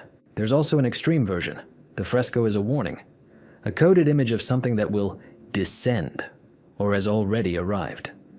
For in the vicinity of Salamanca, in the monastery archives, there are records of a man in shining armor who appeared in the square and disappeared into the light. Date 1537. A coincidence? Perhaps. Or perhaps a hint that remained. Because even then they knew we would find out one day. And the fresco is not for believers, not for tourists. It is for those who will one day look up and see in the stone, not just a figure, but a memory. That contact had already been made, but encrypted by stone, by shadow, by facade, in plain sight, but timeless. The secret of the helmet with horns. In 1942, while laying a drainage system in the marshy lands near the village of Vex, Denmark, workers stumbled upon a strange metal object. They carefully removed it from the peat and soon realized it was an iron helmet adorned with a pair of curved horns. It was almost completely intact, coated in a greenish layer of oxidation, but still retained its shape. Archaeologists initially attributed it to the Viking Age, as the image of a warrior with a horned helmet is deeply ingrained in popular culture. However, upon closer examination, it became clear that this artifact was not Viking. It was older. Much older. Modern analysis dates the find to the 9th century BC. This makes it one of the oldest iron masks found in Europe. And it doesn't fit into any known culture of the region of that time, either in form or symbolism. Barely discernible engravings were discovered on the inside of the helmet, wave-like lines repeating around the circumference. They don't match known runic systems, but are strangely reminiscent of an electrical diagram, as if the symbolism were technical rather than ritualistic. A fragment of an amber inlay was discovered on one of the horns. Under a microscope, it revealed microscopic bubbles containing traces of metallic dust. How and why this dust got there remains unknown. Scholars have long debated the helmet's purpose. It's unclear. It wasn't designed for combat, it's too heavy, too exposed, and the horns are vulnerable. It's likely a ritual object. However, the horns point forward, not upward, as is typical of Bronze Age cult objects. This creates a sense of function rather than symbolism. What's also interesting is that this discovery isn't the only one. Similar horned masks, albeit in more fragmentary form, have been discovered in Spain, Sardinia, and even southern Sweden. All date back to roughly the same time. All are without cultural context. All are found in bogs, where preservation is only achieved by complete isolation from oxygen, as if someone deliberately placed them there to preserve them, or to hide them. One theory holds that the helmet isn't just a protective device, but a key element of the communication system. Its shape creates resonance at certain frequencies. Acoustic scientists have confirmed that if you recreate the helmet and pronounce sounds inside it, a distinct vibrational wave is generated that deviates from the standard frequencies of human speech.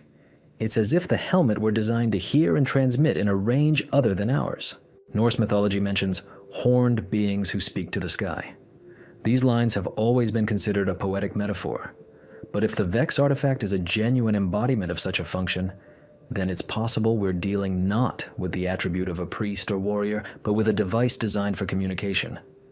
What with is unknown. At the Copenhagen Museum where the helmet is kept today, the display case is surrounded by modern glass filters. Staff say this is to protect against moisture. But one of the leaked records mentions abnormal electromagnetic pulses being detected in the room after the display case was installed. They couldn't reproduce them, only record them. So what was it? Decoration? Forgotten technology? Or a warning?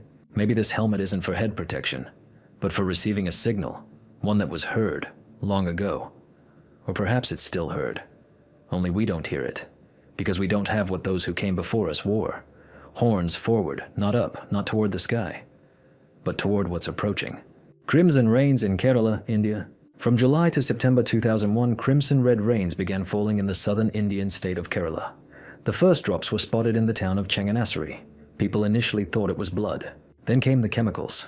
Puddles in the streets turned scarlet. Clothes were permanently stained, but there was no odor. The precipitation lasted only a few minutes, but fell regularly. Sometimes at night, sometimes at dawn, sometimes during the day. Sometimes one rainstorm followed another within a few hours. The phenomenon affected more than 100 populated areas. And this wasn't an isolated incident. Similar red rains had fallen in this region before, in 1896, 1957, and 1970. But the scale of 2001 was unprecedented. Scientists began an investigation. The first explanation: desert dust in the air. However, water samples collected immediately after the rain revealed not dust, but a cellular structure. Microscopic examination revealed red, oval, densely coated shapes resembling bacterial spores in the droplets.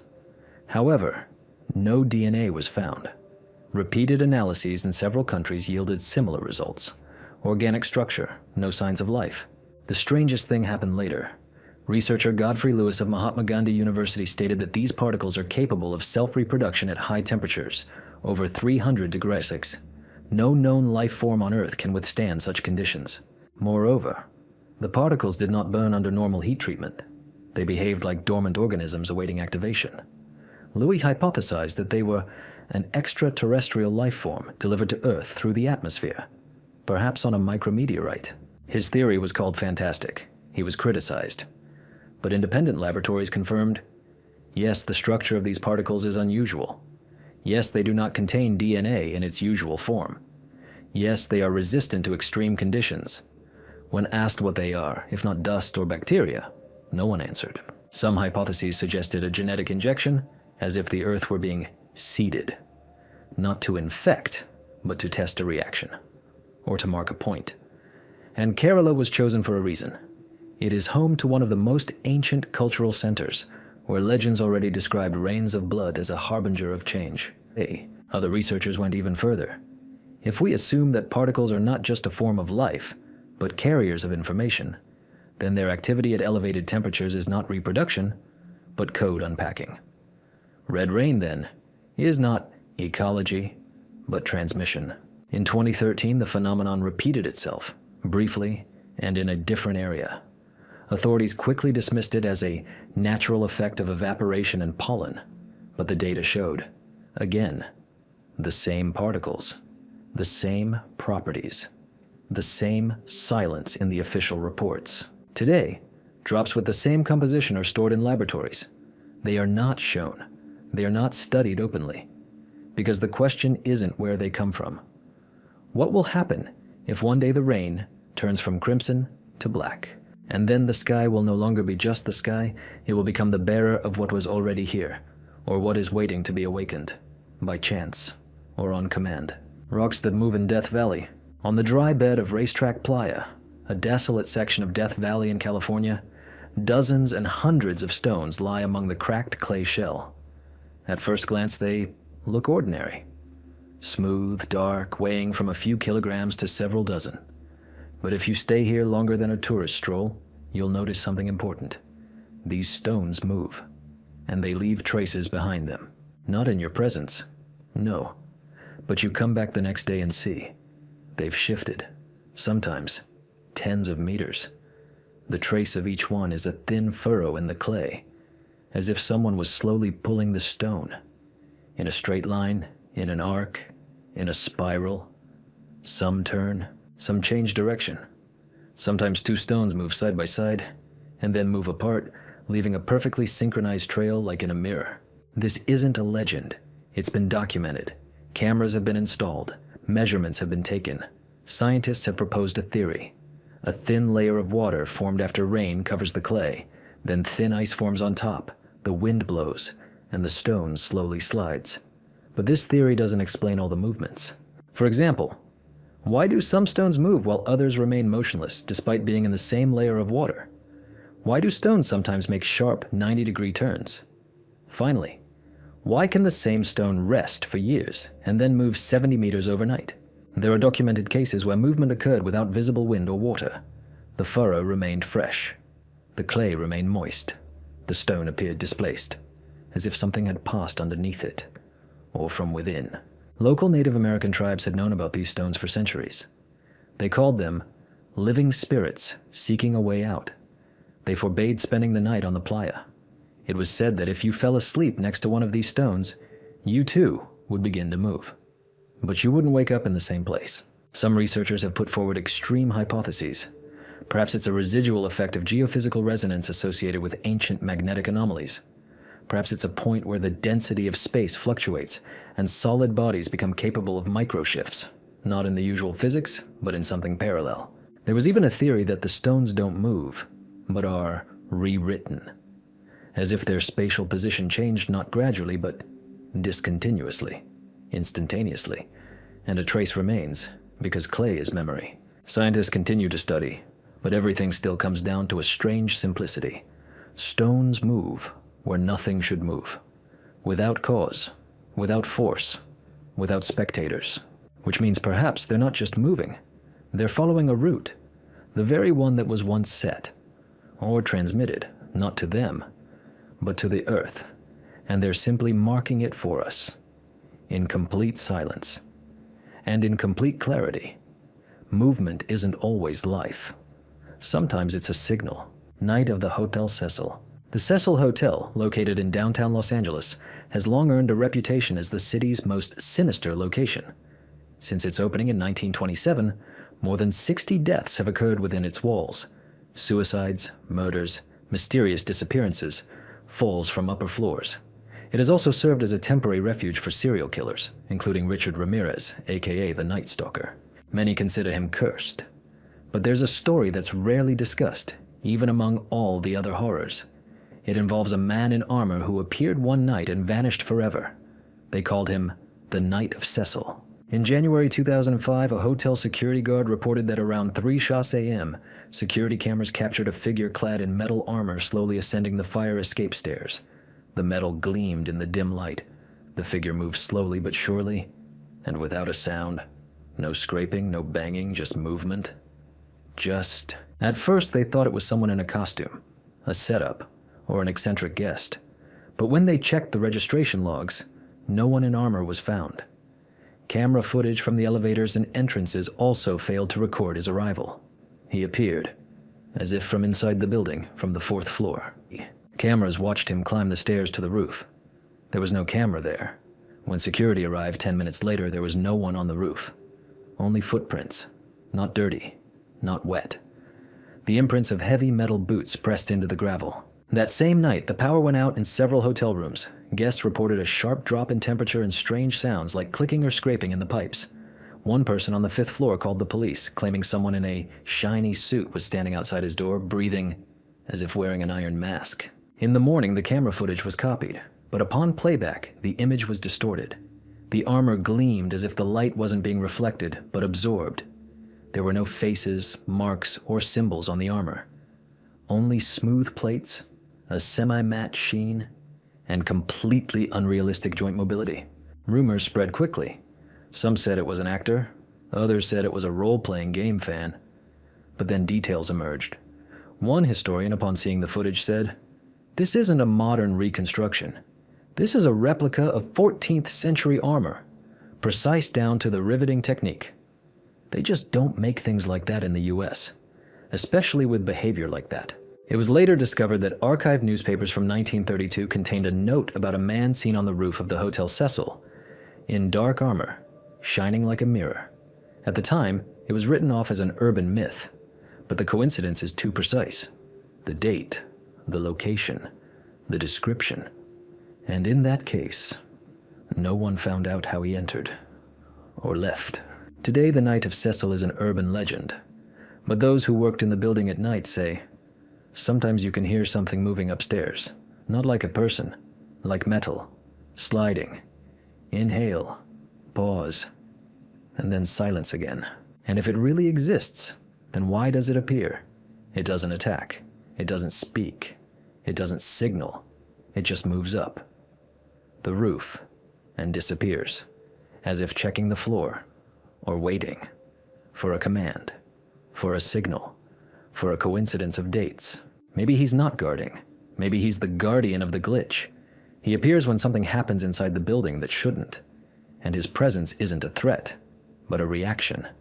A mechanism that comes not from the past, but from a layer where time doesn't flow, but cyclically compresses.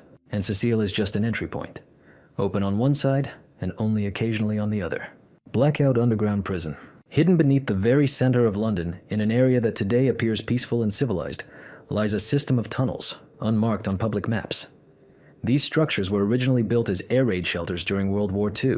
Then, according to official data, they were used to maintain telephone infrastructure. But there's a tunnel that isn't listed in the records. Its coordinates are known only to a limited number of people.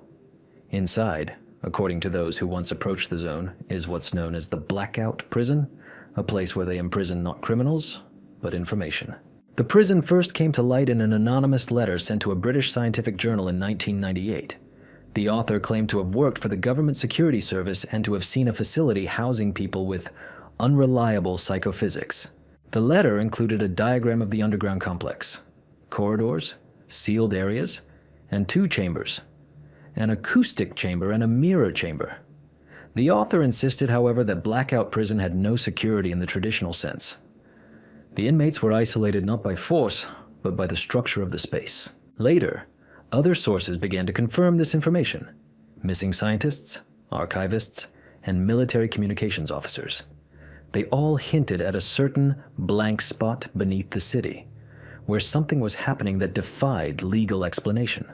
One of the most eerie details is the electrical behavior in this place. When attempting to install surveillance cameras in the dungeon, the devices refused to work. Some witnesses reported that lights flicker and compasses spin. Even the voice on the radio is delayed and distorted. It's as if the prison itself is jamming the surveillance, not blocking, but distorting. According to unconfirmed reports, Blackout contains people who have developed anomalous perceptions, the ability to hear ultrasound, see in complete darkness, and predict the appearance of radio interference. In some cases, there are outbursts of speech in languages they've never known. They're not treated. They're not interrogated. They're kept in mirror-covered cells, supposedly to reduce internal vibrations. In 2011, a map of the tunnels beneath Holborn was accidentally published in the city archives. 2 days later, the document disappeared. But a copy fell into the hands of researchers. It featured an unnamed tunnel leading to a dead end. A dead end, in which stood a rectangle marked, "Observation temporarily suspended." Some believe that Blackout isn't protecting anyone. It's containing a malfunction. That there's no person inside the chamber, but a distorted form. Something resulting from contact that shouldn't have happened. And if the doors are opened, something will start to sound or see. Some believe the tunnel will one day be discovered by chance, by builders, diggers, or mystery hunters. And if that happens, no one should speak to the first one to emerge, because they might not even know they've emerged. Or they might simply be the bearer of a silence someone has decided to seal away. But not forever. And archival footage of living dinosaurs in Africa. In 1983, an unknown videotape labeled Mokele Mbembe Footage, DJ Reserve, entered the private collection of an American cryptozoologist. Its origin remained unclear. It's grainy 16mm film, clearly shot on an old camera with no narration, just the hum of the jungle. And it has one sequence. For 43 seconds, the camera captures a huge figure slowly moving through shallow water among dense vegetation. The creature was massive, standing on 4 legs, with a long neck and a thick, muscular back. Its head was small, with an elongated silhouette. Everything about it resembled a sauropod, just like in reconstructions of ancient prehistoric animals. Only it wasn't filmed in a museum, but in the real jungles of Central Africa. This is one of the most controversial pieces of evidence for the existence of a mythical creature called Mokele Mbembe, which means "he who stops the river" in Lingala. References to it go back centuries. Local tribes describe it as a huge beast living in swampy areas, hiding from people, and capable of capsizing canoes and destroying anything that comes close to its territory. The scientific community is skeptical of these stories, but there are facts that persist. In 1913, German officer Ludwig Freiherr von Stein reported seeing a strange animal resembling a brontosaurus while traveling along a river. His report was classified, but fragments later surfaced in German archival publications. In 1966, a French missionary group claimed to have heard a dull growl at night and observed a huge silhouette breaking trees in the floodplain. The sound was recorded, but the tape was damaged, claimedly, by humidity. In 2009, an American expedition involving naturalists from Canada returned empty-handed, but one of the participants committed suicide a month after the trip. Beforehand, he told friends, "Some creatures shouldn't be captured on camera, because they're not here, but they're not gone either." The 1983 videotape itself was examined by imaging specialists. No editing was detected. The creature's size is comparable to that of an adult Indian elephant, but its proportions are different. There are no traces of humans in the frame, only bird calls, the sound of water, and the cameraman's rapid breathing, as if he were filming something he himself doesn't believe he's seeing. Today, this fragment is part of a closed archive, with copies scattered among private collections. They refuse to make it publicly available due to copyright issues. But there are screenshots. There are descriptions. There is confirmation that in the jungle, where no one lives, where there are no tourist routes, something enormous still breathes. Some believe Mokele Mbembe is not a surviving dinosaur, but a window into the past, a spatial seam through which a fragment of time can flow backwards. And then the creature isn't alive in the usual sense. It's a recording, trapped in space, a projection of biology, eluding time, yet still visible, like an echo of an era that hasn't disappeared, but continues to resonate, only in places where no one will hear, or dare, admit they heard. To the cultists in Antarctica, 1965. The United Nations archives contain an undisclosed report from 1965, classified for internal use only. It mentions an incident that occurred during a joint international Antarctic expedition conducted in the Queen Maud Land region. Officially, it was a mission to study ice layers and meteorological conditions. Unofficially, it was a study of anomalies recorded near one of the oldest cracks in Antarctic ice, where equipment was transmitting signals that did not match natural resonances. According to the report, one of the 5-person teams abandoned camp without permission in the 7th week of the expedition. Their last radio contact was at 2:14 a.m. They spoke of light beneath the surface and whispers not in their ears, but in their bones. An attempt was made to retrieve them, but it was too late. Communication was lost, and 8 hours later, the team disappeared from radar. When they were found, only 4 days later, the tent was carefully pitched on the glacier, with no signs of storms or attack. There's not a single person inside. Only notes. The notebooks contain diagrams, circles, and lines in Latin and Norwegian, but without any coherent meaning. On one page, we heard the first sound. It's under the ice. It's inside us. The camera's contents also raised alarm. Several images captured what appeared to be gigantic geometric structures beneath the ice surface. None of them were natural. Some resembled megaliths. Others were perfect circles, scorched or melted into a layer at least 15 meters deep. Local coordinators decided to end the mission. However, no details of the incident were made public. The incident was chalked up to a protocol violation, and the photographs disappeared from public records. Later, in 1973, one of the surviving members of the core group, Dr. Franz Werner, wrote a secret letter to a scientific journal in which he stated, "Some of those who had left returned, but they were not the same as those who had left. Their eyes were empty. They looked inward, as if there was someone else inside. They were silent. They waited." Since then, all expeditions to the area have been strictly supervised by the military. Maps of the area are either obscured or contain false coordinates. Satellite images are blurry, as if there is a signal processing failure in the area. A hypothesis has emerged among ufologists and alternative historians. Antarctica may contain more than just a structure, an object emitting an effect incompatible with human perception, and that the cultists, as they were called in the reports, were not cultists in the traditional sense. They were primary perceivers, those who heard.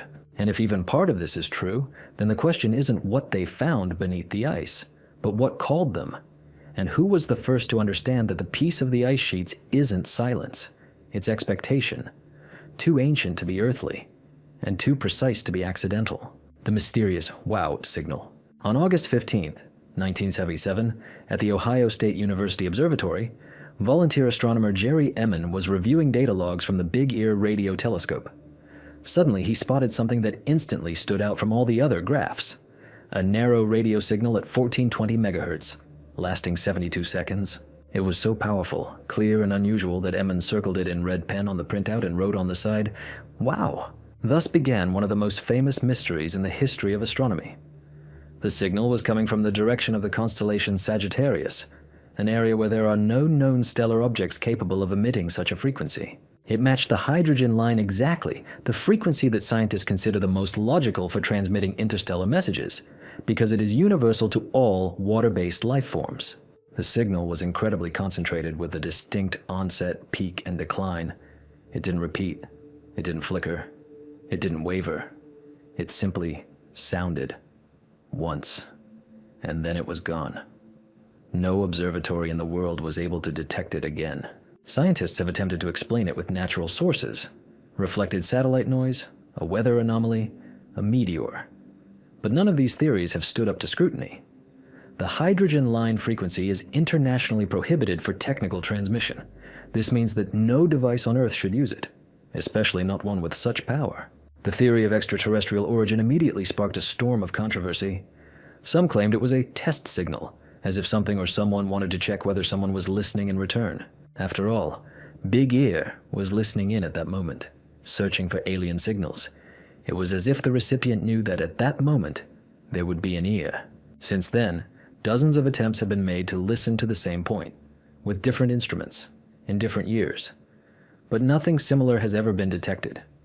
Some speculate that the signal may have come not from a fixed point, but from an object passing by. In that case, we simply missed it. What's even stranger is the reaction of some authorities.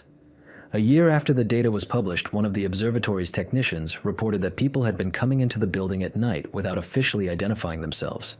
They checked the servers and removed old tapes. They said it was a routine check. But since then, some of the original data has been considered lost.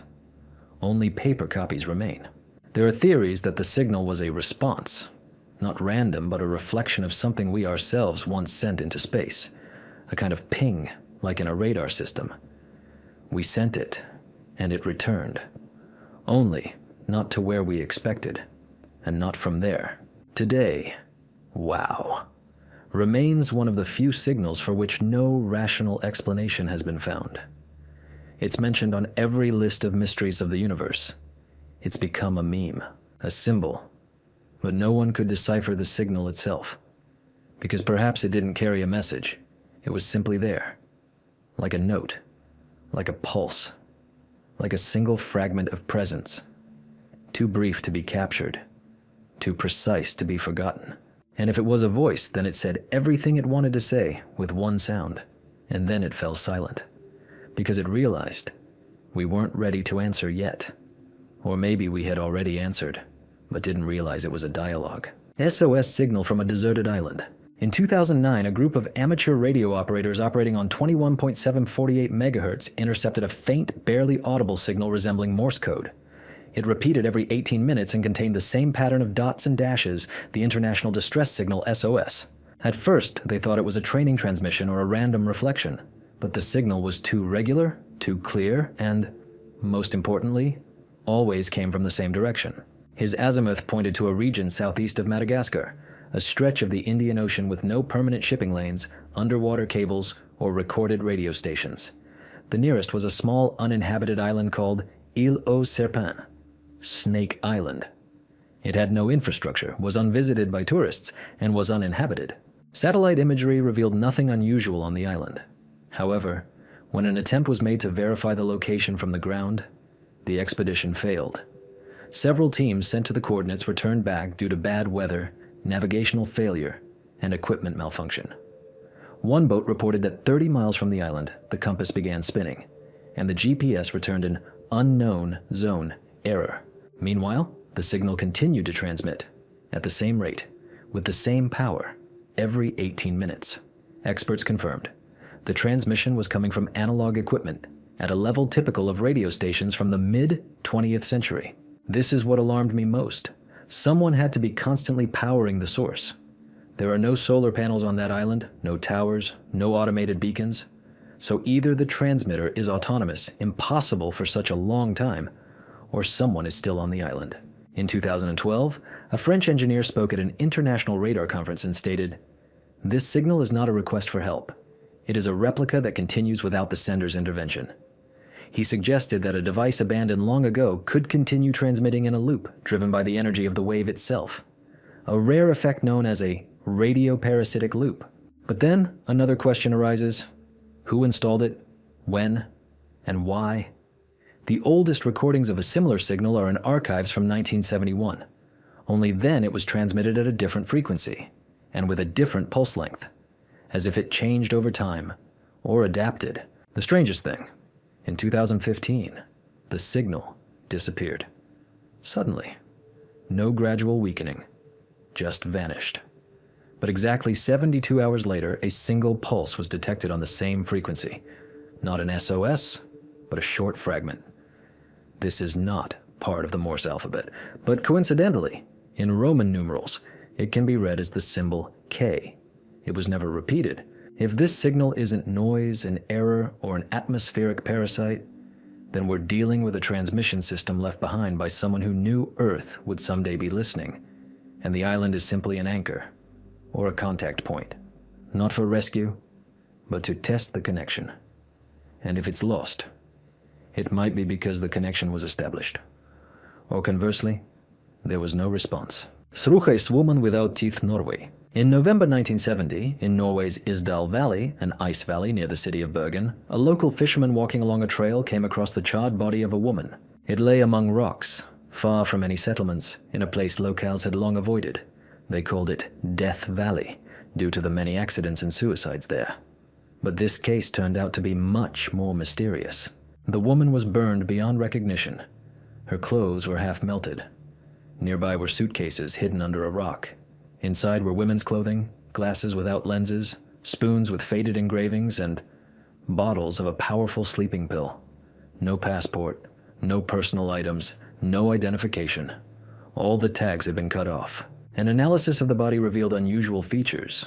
The woman had no teeth. All had been extracted, and in their place were expensive porcelain dentures, rare even by the standards of Western Europe in the 1970s. Traces of a sleeping pill were found in her stomach, but not a lethal dose. She was still alive when the fire started. The cause of death was smoke inhalation. In other words, she did not die instantly. A police investigation revealed that in the 2 weeks before her death, she stayed at several hotels under different names, registering at each with a new passport. Sometimes she spoke German, sometimes she spoke English with an accent, sometimes she spoke a language no one recognized.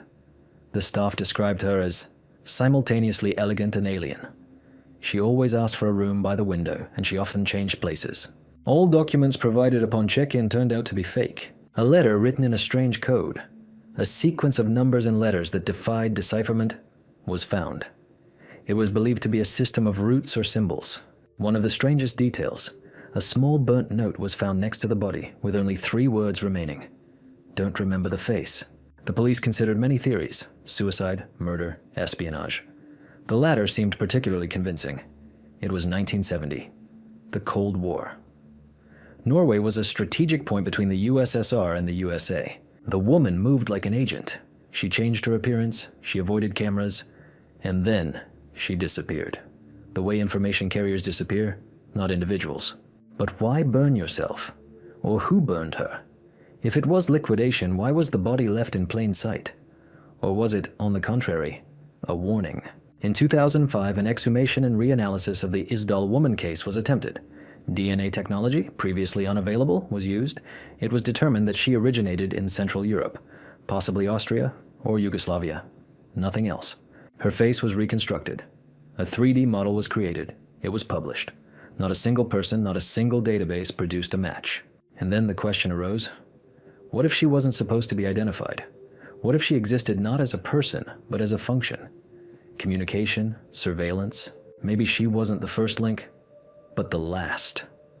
The one who was supposed to take the information and disappear. Burn herself to erase the root. Remove the trace. Put an end to the question. The strange book Codex Seraphinianus. In 1981, one of the most enigmatic books ever published was published in Rome, the Codex Seraphinianus, or Seraphinian Codex. The author was the Italian architect and designer Luigi Serafini. It looks like an encyclopedia of a fantasy world, Hundreds of pages, illustrations, diagrams, maps, anatomical charts, images of unknown creatures and mechanisms. Everything is executed in an incredibly detailed and academic style. But there's one peculiarity. The entire book is written in a fictional language in an undecipherable font. Since the book's publication, no cryptographer, linguist, or artificial intelligence has been able to decipher it. The pages are littered with structured symbols, uppercase, lowercase, punctuation. But language has no lexical repetitions, which means either it doesn't lend itself to a familiar structure, or it's not a language, or language isn't for us. The book itself is divided into chapters like a true encyclopedia. Flora, fauna, physics, sociology, technology. On one page are fish growing on trees. On another, a man transforming into a crocodile, and then into furniture. There are maps of non-existent countries. There are flight diagrams reminiscent of gravity engines. And all of this is presented not as art, but as a textbook. Serafini admitted in an interview that the book wasn't meant to be understood. He claims he created it while immersed in a trance-like state. He claimed that he didn't write the code. Rather, the code was dictated. This may sound like artistic exaggeration, but the fact is that the structure of the language is so rigorous and deliberate that the sensation of dictation seems more believable than a random collection of symbols. Some researchers believe that the code is an attempt to create a universal meta-language through which not a specific culture, but the very structure of consciousness itself can communicate. Others believe the book is borrowed from dreams and is a signal from another perception. There's even a hypothesis that the codex is an adapted artifact, rewritten by Serafini from something he found or received, but didn't explain. One of the most disturbing aspects. In 2013, a group of programmers, analyzing repetitions in the book's letters, discovered that some pages respond to others, as if the text contained dialogue scattered across different chapters. These repeating patterns are not linear, they are fractal, and they may be read not from left to right, but inward, in a spiral. The codex is still in print. Publishers release it as an art object, but not a single edition contains any explanations. All translations are merely attempts to describe the images, but the original text remains intact. And this no longer seems accidental. Rather, it seems imperative. Some believe the codex is not a book, but a key. To what is unknown? To perception? To memory? To a different state of mind? Perhaps it wasn't created to be read, but to start a process. And if one day someone dreams of a page, not from the codex, but from before it, then the process has begun. Because perhaps the author didn't invent the alphabet. The alphabet chose its bearer. And now, the book simply waits for someone to remember how to read. Not by translating, but by hearing. Flight 914. On July 2, 1955, a Douglas DC-4 passenger jet departed New York International Airport, bound for Miami. There were 57 people on board, 4 crew members, and 53 passengers. The weather was clear, and no technical malfunctions were reported. But a few minutes after takeoff, contact with the plane was lost. There was no distress signal, no deviation from course. It simply disappeared from radar. A massive search was launched. The suspected route, potential crash zones, even international borders were checked. Nothing. No debris, no fuel. Not a single item indicating a disaster. The plane and its occupants were declared missing. Then, on September 9th, 1992, 37 years later, in Venezuelan airspace near Caracas, air traffic controllers detected an unidentified object entering the zone without permission. Communication was established with difficulty. The response was, "This is Flight 914 from New York, heading to Miami." At first, controllers thought it was a mistake or a cruel joke, but then an old 4-engine jet, similar to a DC-4, appeared on the screen.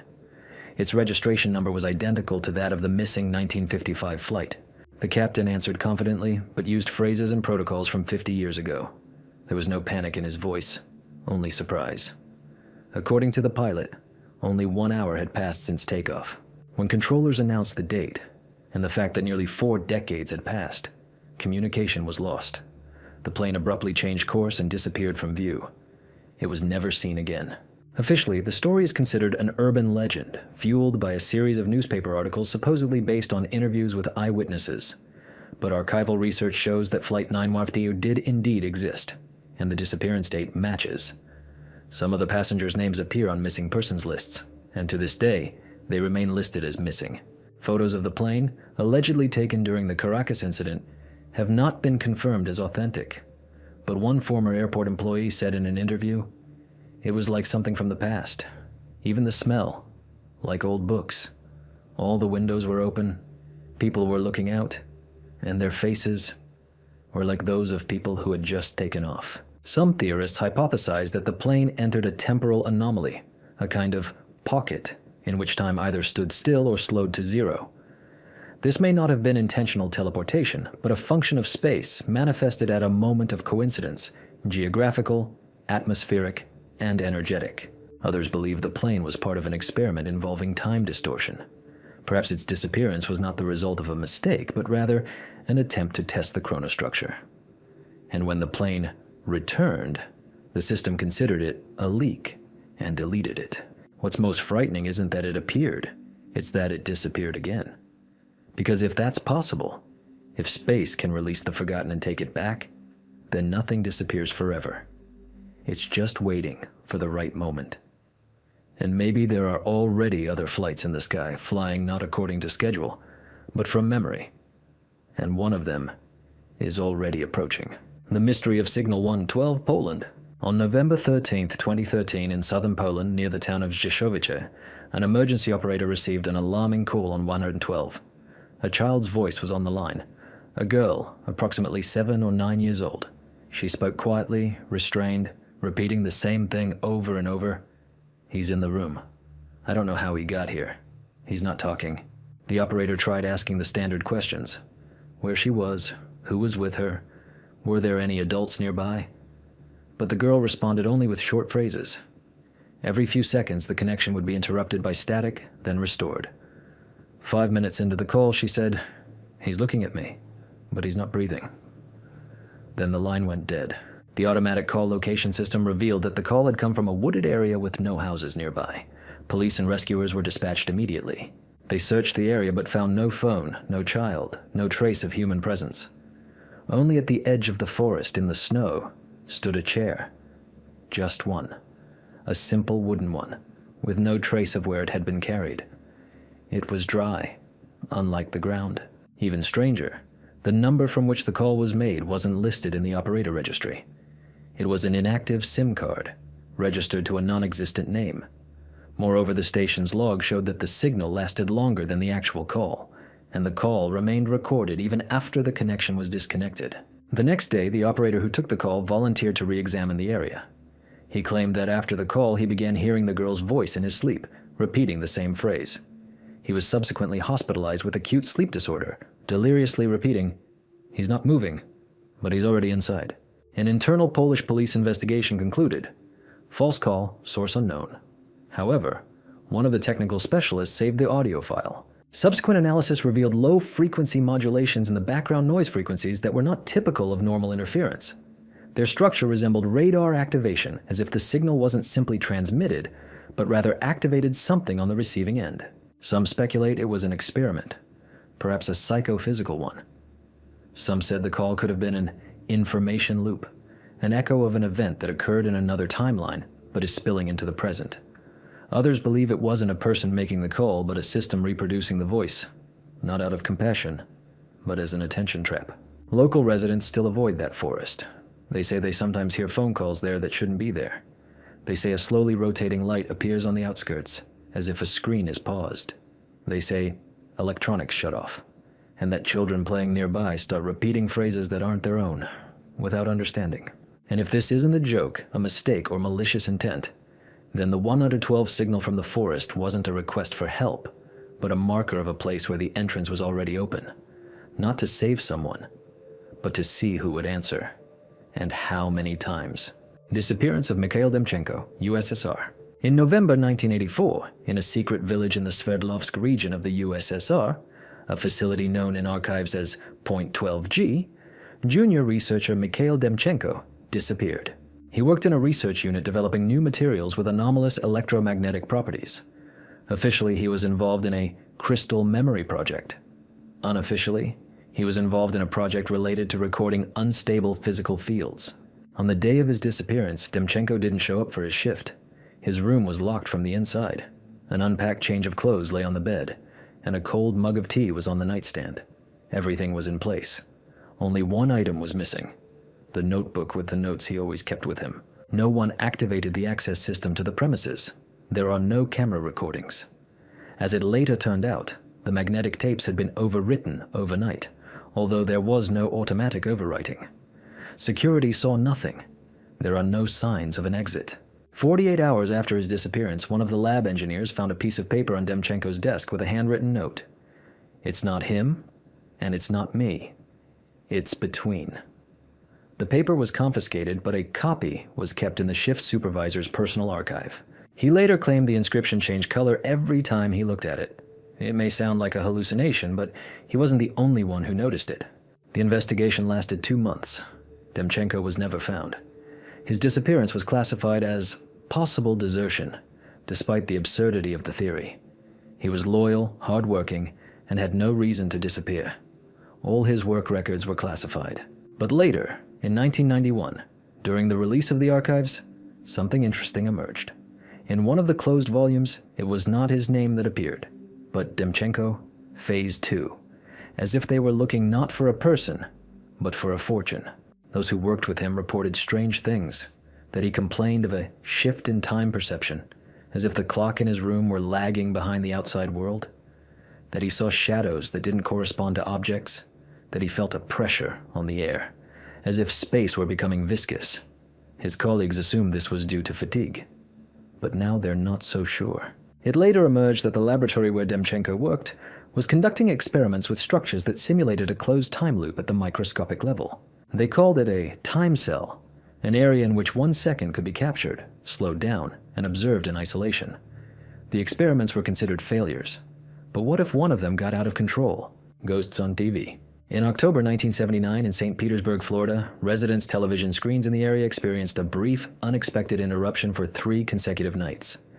This occurred during the regular evening news broadcast at approximately 9:53 p.m. The signal would jump for a split second. The screen would go dark, and then a fragment would appear. A camera, static-filled, showed a windowless room where a man in dark clothing sat. He wasn't moving. He wasn't speaking. He just stared into the lens. Then the image would disappear, and the regular broadcast would continue as if nothing had happened. Local television station WNTB was unable to explain the glitch. For all 3 evenings, the technical department recorded a completely stable signal and no external interference. Archived recordings of the broadcast contained no inserts, even on tapes with direct duplicates of the signal. Only home VCRs, manually recording the broadcast, preserved the moment. All showed the same fragment, the same parameters. The Federal Communications Commission conducted an investigation. No violations were found. However, one engineer admitted to reporters off the record that the insertion was not through the broadcast channel, but rather from within the receiver. This is technically impossible. But each home where the insertion was recorded used different antennas, different TV models, and different providers. There was nothing in common. One VHS camera owner, after reviewing the footage frame by frame, discovered fuzzy but clearly legible symbols in the final frame before the figure disappeared. They didn't correspond to the alphabet, but resembled a mixture of Cyrillic, Latin, and mathematical symbols. Later, researchers compared them with fragments of text from Old Slavic magical formulas for expelling trapped souls. A few weeks later, the strange occurrences continued. Several WNTB staffers complained of headaches, insomnia, and the feeling of remembering someone else's life. One editor was hospitalized after seeing the same figure not on screen, but in a reflection in the black panel of the monitor. In 1980, the television company underwent an internal renovation and replaced all its equipment. Since then, the installation has not been repeated, but the tapes containing the recordings disappeared. Only digital copies remain, passed between paranormal researchers. Some believe it was a hacker attack. Others believe an unknown experimental attention manipulation program is behind it. There's a more disturbing theory, that the image wasn't implanted, but rather made possible by a frequency match between the television signal and a specific atmospheric condition. It's as if the signal wasn't transmitted, but manifested from a different range of perception. And what we saw on the screen wasn't a transmission. It was an observation from the other side. And perhaps whoever was watching from inside the room wasn't trying to scare anyone. They were simply testing where and when the boundary between signal and vision became thin enough for them to be seen. Not as an obstacle, but as a reminder that the ether isn't a void, it's a layer, and someone knows how to enter it, without noise, without hacking, simply through the eye. Mysterious carving on mummy's body in Peru. In 1988, an archaeological team from Lima was conducting a routine excavation in the desert region of Nazca, at one of the inconspicuous burial sites belonging to the Paracas culture. Among dozens of ordinary finds, they unearthed a cloth-wrapped body. Everything pointed to standard mummification: the tight posture, the plant fibers, the coiled form. But when the body was uncovered, archaeologists noticed something that didn't fit with any known burial practices in the region. On the left side of the mummy's chest, beneath the ribs, was a perfectly symmetrical cut, approximately 7 centimeters deep. Its shape resembled an oval with clear, even edges, as if the body tissue had not been torn or cut, but rather excised in a single instant, as if by a laser. There were no cracks in the skin or signs of decomposition around it. Everything looked as if the incision had been made posthumously, but without any crude instrument. No organs were found inside the oval. The cavity was empty, the walls smooth and shiny, as if the tissue had been heat-treated.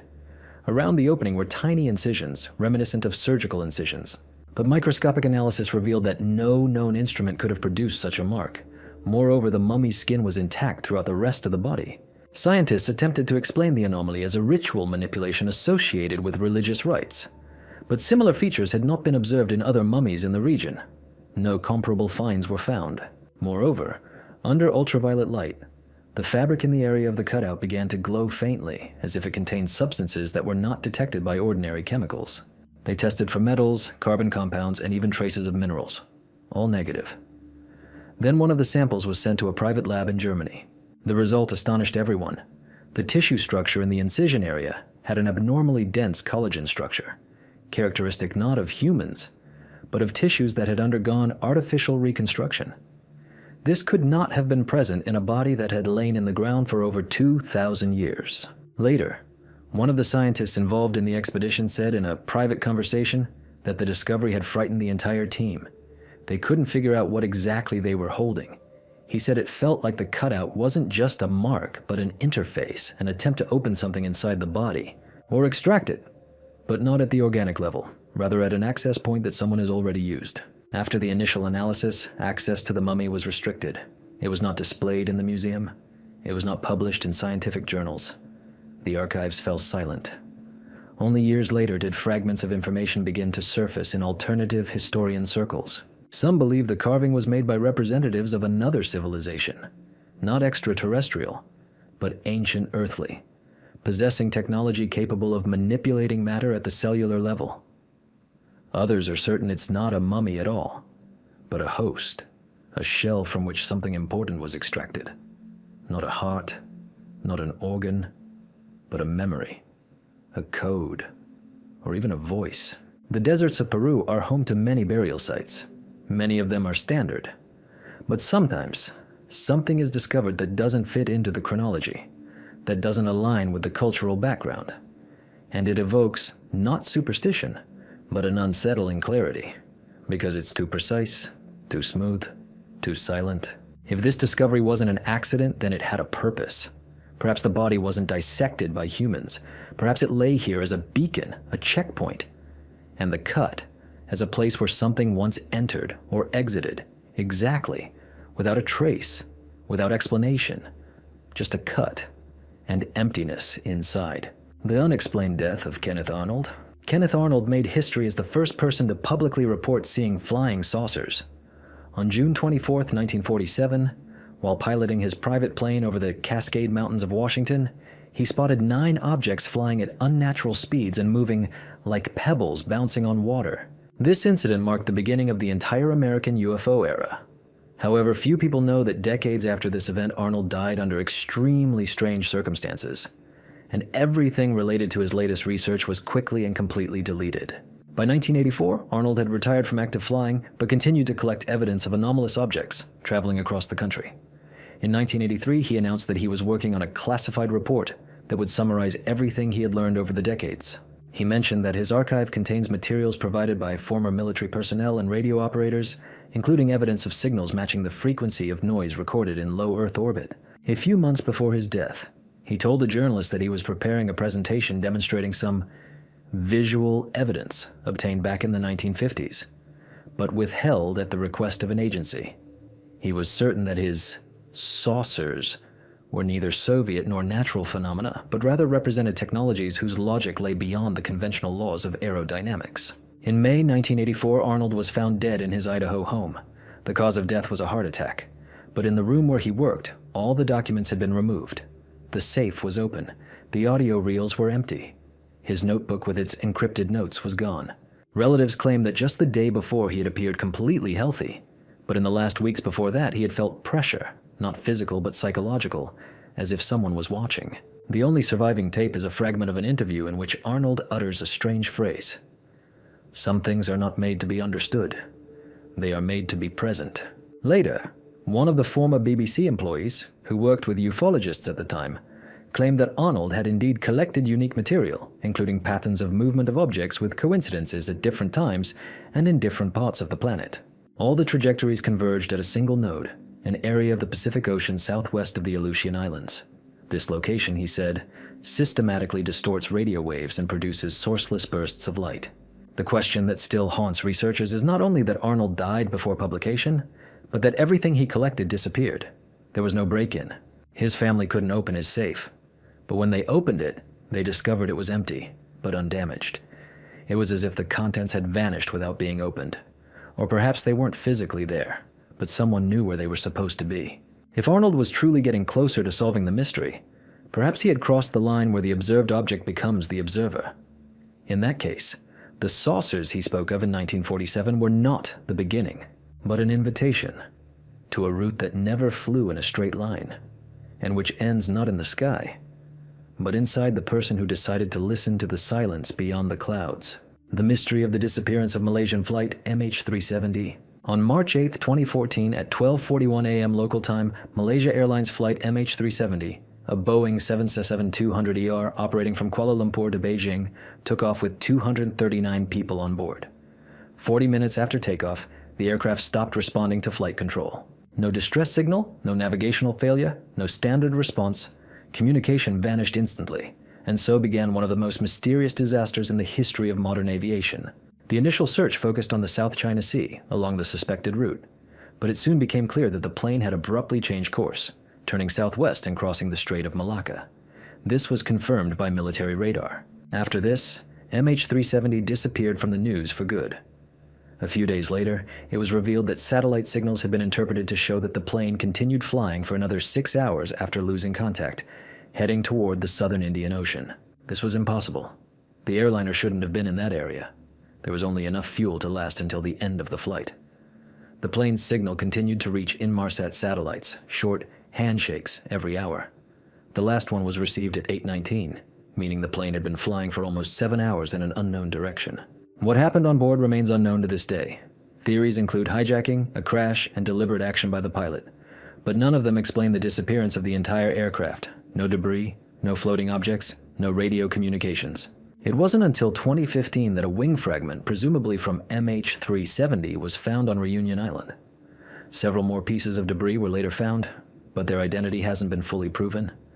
The airframe itself, the black boxes, and the remains remain missing. There are accounts that are not officially recognized. One civil aviation pilot claimed that while flying over the southern Indian Ocean, he spotted an inexplicable dense blip on radar moving against the wind at incredible speed. Other reports pointed to anomalies in the satellite transmission, fragments of a distorted signal that seemed to rewrite its own route. Some researchers believe the disappearance is linked to a non-classical phenomenon in geophysics, a kind of radio silent funnel, an area where coordinates and time parameters can become distorted. Such hypotheses sound fantastic, but the question remains. If the plane flew for 6 hours after losing contact, why didn't any country on the route record its flight visually or by radar? There was a theory that the plane was deliberately removed, that it was removed from global tracking, but this would require technology capable of simultaneously deceiving aircraft, military systems, and satellites. This isn't just a conspiracy. It's an operation that couldn't be carried out without access to structures outside of government institutions. Or, conversely, no one turned anything off. The plane simply left the accessible layer of perception, as if it continued to exist, but outside the coordinate grid. And then it doesn't matter where it crashed. What matters is that it went beyond the frame. And if that's the case, the question is no longer what happened, but who else might get there, and when. The voice that stopped the plane, August 20th, 1980, Narita Airport, Tokyo. A Japanese airliner was preparing for takeoff to Osaka. There were 144 passengers on board.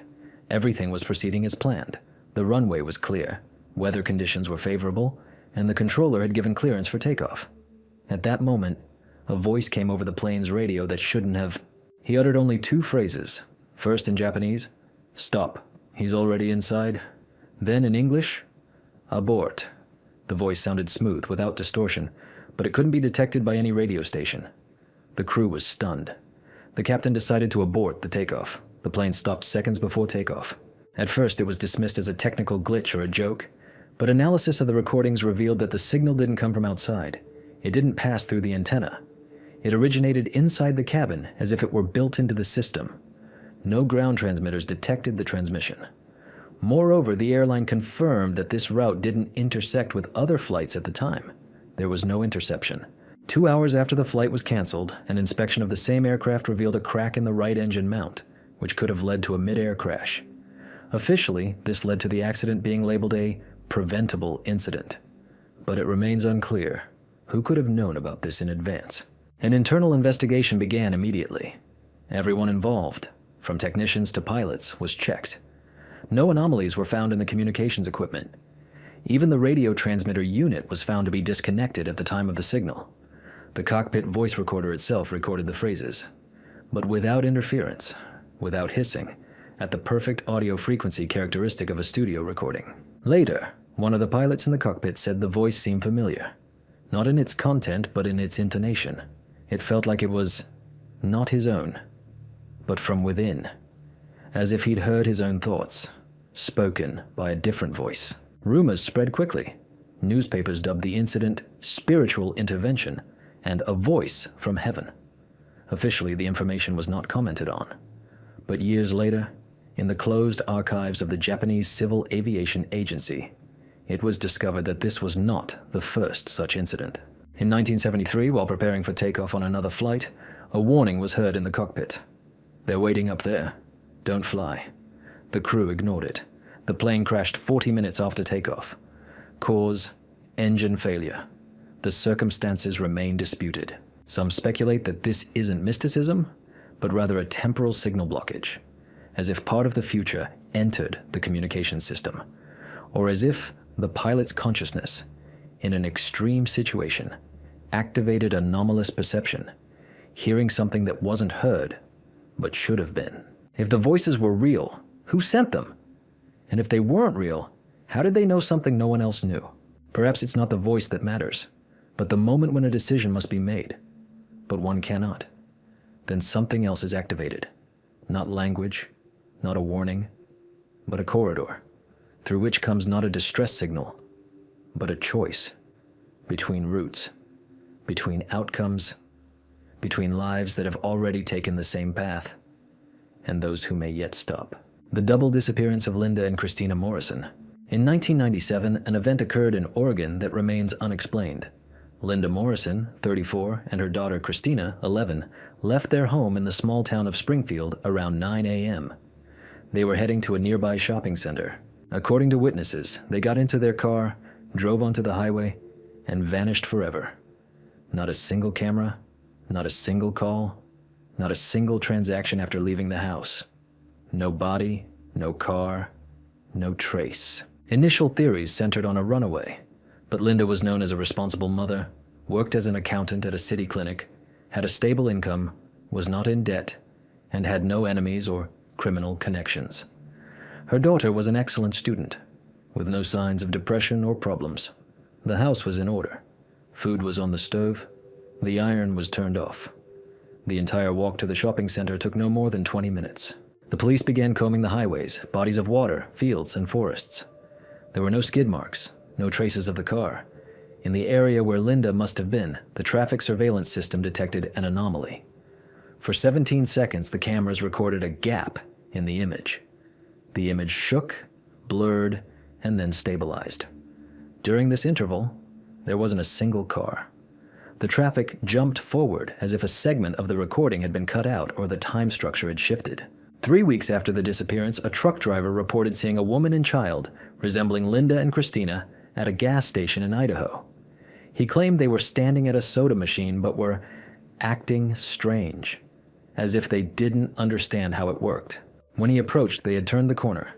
The gas station security camera footage shows only silhouettes, blurred as if out of focus. Not a single face is recognizable. Then, silence. For 10 years, no trace. Until 2007, when an internet user posted anonymously on a forum describing a woman in a gray jacket staring in one direction for 3 hours at a forest campsite. He claimed he approached her, but she remained unresponsive, as if looking through everything. When he blinked, she was gone. It's suspicious that the username, Gamma97LM, contains initials and the date of disappearance. The account's address is registered in Canada. The account was deleted 2 days later. The forum was closed a month later. Researchers of anomalous phenomena hypothesize that this could be a phenomenon of temporal rifts, in which a specific point in space briefly loses synchronization with the rest of the world. Those who enter this rift don't die, but are instead transported. Not to another place, but to a non-time, from which one can see the world but not enter it. If that's true, Linda and Christina haven't disappeared. They're simply standing in another layer, on the same track, the same route, and waiting, or not waiting, just watching, because maybe they're still here. Only no one can reach through the minute that was shifted by someone or something that knows how the route works but doesn't explain why it needs to be interrupted at this precise moment. Ghosts of Belmez, faces on the floor. In August 1971, in the small Spanish town of Belmez de la Moraleda, the Pereira family noticed a strange stain on their kitchen floor. It seemed as if a face had emerged from the cement tiles with vague but recognizable features. Eyes, mouth, eyebrows. At first, they thought it was a stain from moisture or soot and tried to wipe it off. But the stain didn't disappear, and after a few days it only became clearer. And then new ones appeared. On the walls, on the floor, even under the furniture. Dozens of faces, none identical, as if each figure were an individual. Rumors spread instantly. The house became a place of pilgrimage. Scientists, journalists, and paranormal researchers flocked to verify its authenticity. Experiments were conducted. Sections of the cement were painted over, covered, sealed under glass. But after a few weeks, the faces returned. Sometimes different, sometimes the same, but with altered expressions. There were even photographs where the faces changed over time, as if they were aging, as if they were watching. Chemical analysis of the surface revealed no traces of pigments, dyes, or chemicals. In one case, when a tile was removed and taken to a lab in Madrid, the image began to disappear. But a day later, it reappeared, in a different location in the house, on the ceiling under the stairs. It was as if the meaning of the images lay not in the material, but in the very structure of the space. Authorities considered the possibility of a hoax. The Pereira family was accused of forgery, but no expert could replicate the effect. Furthermore, the facial lines continued uninterrupted even through newly poured concrete. Geophysicists suggested a burial site might be located beneath the house. During excavations, human remains were discovered without coffins or burial goods. They were approximately 400 years old. The bones were removed, but faces continued to appear. Later, one of the researchers who worked in the house for a month described how at a certain time of day, complete silence descends. Even the sounds of the street seem to fade away. And in this silence, the images begin to change. He noticed that some faces repeat themselves like a cycle, as if returning in a certain sequence. And once, at night, he claimed that the face on the wall moved an eyelid. Some believe that Belmez is a place of memory, where the space captures not just death, but the tension of emotions, fear, and pain, frozen in the structure of the building. Not ghosts in the usual sense, but emotional traces, emerging from dense matter, like images on developed film. Others suggest the house has fallen into a temporal knot, where the past doesn't fade away, but seeps through. And these faces aren't dead, but rather those living around in another layer of perception. And when the boundary between the layers becomes thin, they look outward. The house in Belmez still exists. The faces appear less frequently, but they haven't disappeared completely. Sometimes they return years later with different expressions. And if you find yourself there, don't look for them. Just stop and wait. Because they're already looking. And maybe one of the figures wasn't there before, but now it won't go away. His signal from under the Arctic ice, Sleeping Titan.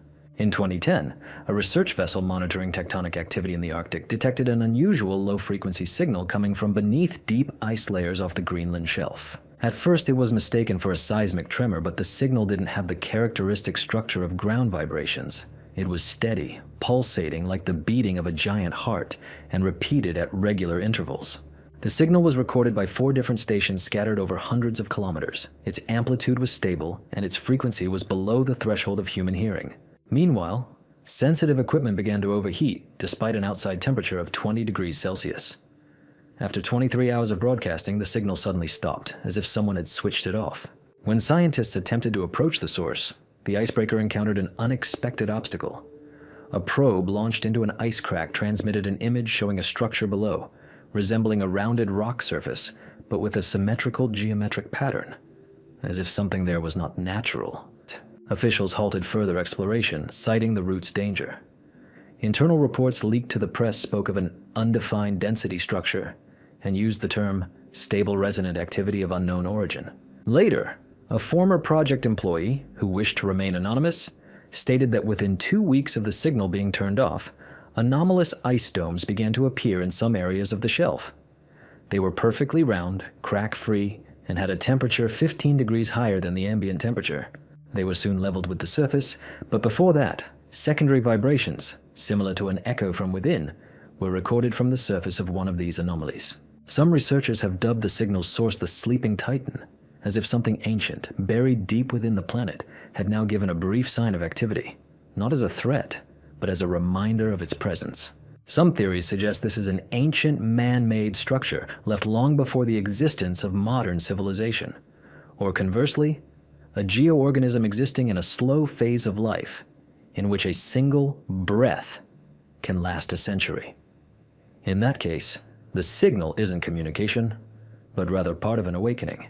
If so, the question isn't what this object is. The question is why it signaled now. And if it was sleeping, what was its wake-up call? Perhaps something in the world changed, or someone called it, or perhaps we just happened to be on the same frequency it's been listening to all this time. And then the silence in the Arctic isn't emptiness. It's the interval between awakenings, between beats that never repeat, but always lead to the same thing. The moment when he hears us, or wants us to hear him. The mystery of the man in the iron mask. The story of a mysterious prisoner imprisoned in a French prison in the 17th century and wearing an iron or velvet mask remains one of the darkest mysteries in European history. No one ever identified him by name. He never appeared in public. His identity was strictly confidential, and everyone who came into contact with him signed an oath of silence. His captors didn't know who they were guarding. Only one thing was clear. He was dangerous not as a criminal, but as a fact of his existence. Arrested around 1669 and transferred to several prisons, including the famous Bastille, the masked prisoner lived in complete isolation for almost 30 years. There is no written evidence of his origin. All official papers and reports were destroyed or redacted, but some fragments survive. One note reads, "He must not speak, not a word, and must not be identified even after death." There have been numerous theories about his identity. The illegitimate brother of King Louis XIV, the heir to the throne, hidden, a general who knew too much, but none have been confirmed. The body was buried under a false name. The grave was unmarked. The skull was missing. The strangest thing happened later. In 1794, a century after his death, a French archivist discovered a room behind the false wall of the Bastille that no one knew about. Inside is a void and an engraving on the stone. "He who saw is silent. He who knew is not alive." This fragment was carved into the stone in a mirror-like manner, as if intended to be read through reflection. In the 19th century, writer Victor Hugo hinted at the existence of a manuscript written by a masked man, but no one had ever seen it. Some claim the text was not in French, but in a special cipher with letters replaced by symbols. One of the supposed decipherers later disappeared. There's a theory that the masked man wasn't a political threat, but rather a bearer of knowledge that couldn't be destroyed, but couldn't be allowed to spread either. Perhaps he witnessed some encounter, phenomenon, or event that undermined the foundations of the world at that time. And then the mask is not a means of humiliation, but an isolating device, not only from the eyes, but also from words. Some researchers believe the mask may have been made not of iron, but of lead with internal inserts. Such masks were used in alchemical rituals to seal information. And if the person wearing the mask held not a name but an image, then perhaps their purpose was not to remain silent, but to retain that which could not be expressed. He died, but he didn't forget. Because if the truth is even a step closer, then his existence wasn't a mistake. It was a structural protection against leakage. And then the one wearing the mask wasn't a prisoner, but a guardian. And the question isn't who he was, but what was stored within him. And was it ever extracted? Or is it waiting for the next wearer? To the dagger fights with strange symbols. In 1933, on the banks of the Kennebec River in Maine, USA, a boy named Benjamin Duggar found a dark, smooth stone partially buried in the sand. The stone was an elongated oval and weighed just under a kilogram. Carved into its surface were symbols unlike any known alphabet. These were curved, sharp, and twisted lines forming a structure resembling a cipher or an ancient map. The boy's family preserved the find and donated it to a local museum, unaware that decades later, the artifact would become the subject of a real investigation.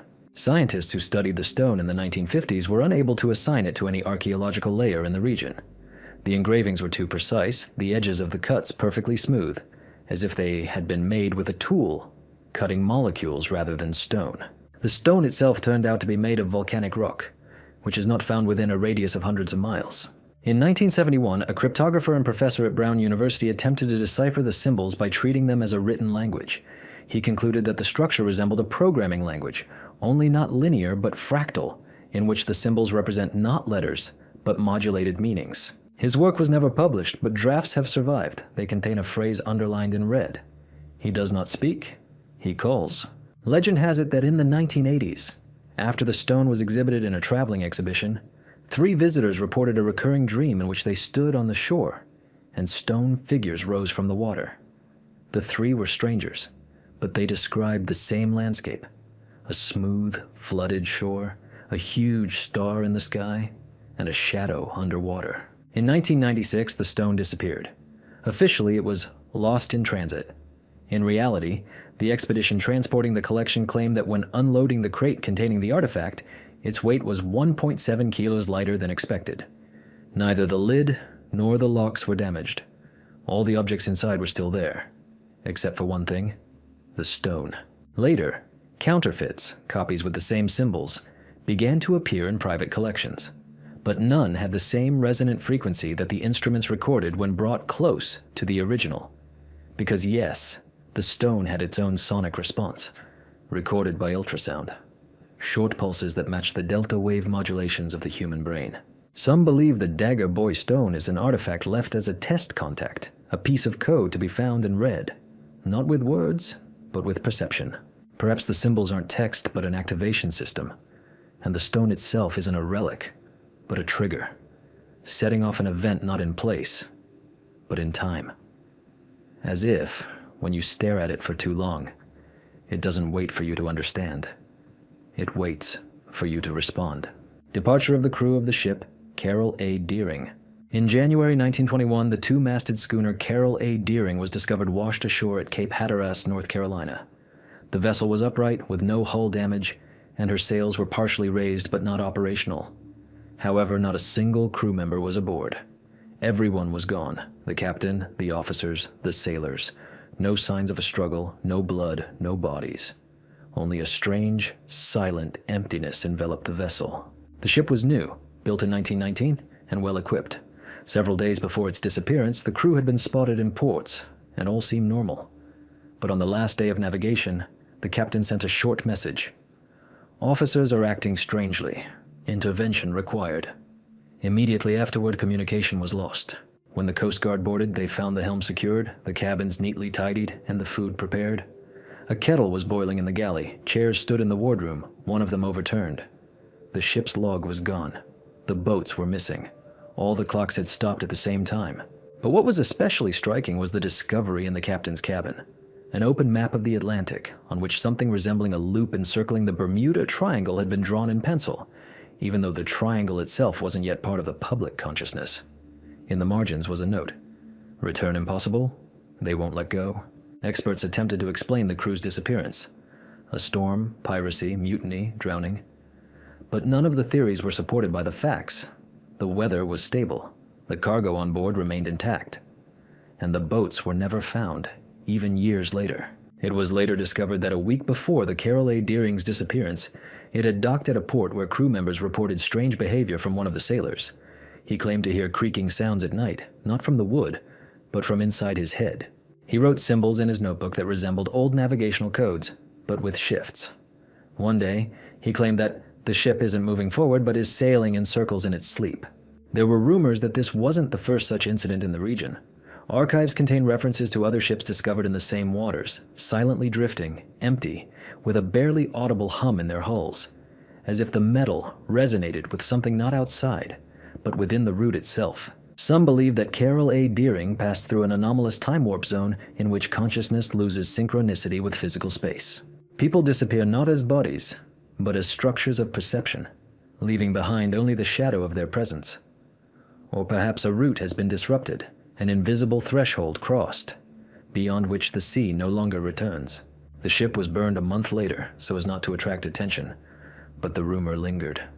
And if you find yourself on the coast of Cape Hatteras on a particularly quiet night, they say you can hear the whisper of canvas emerging from the fog, as if someone is still trying to turn back, only not to the shore anymore, but to the moment where everything disappeared. The sounds of the noise of the earth are a global phenomenon. Since the early 2010s, strange sound phenomena have been reported around the world.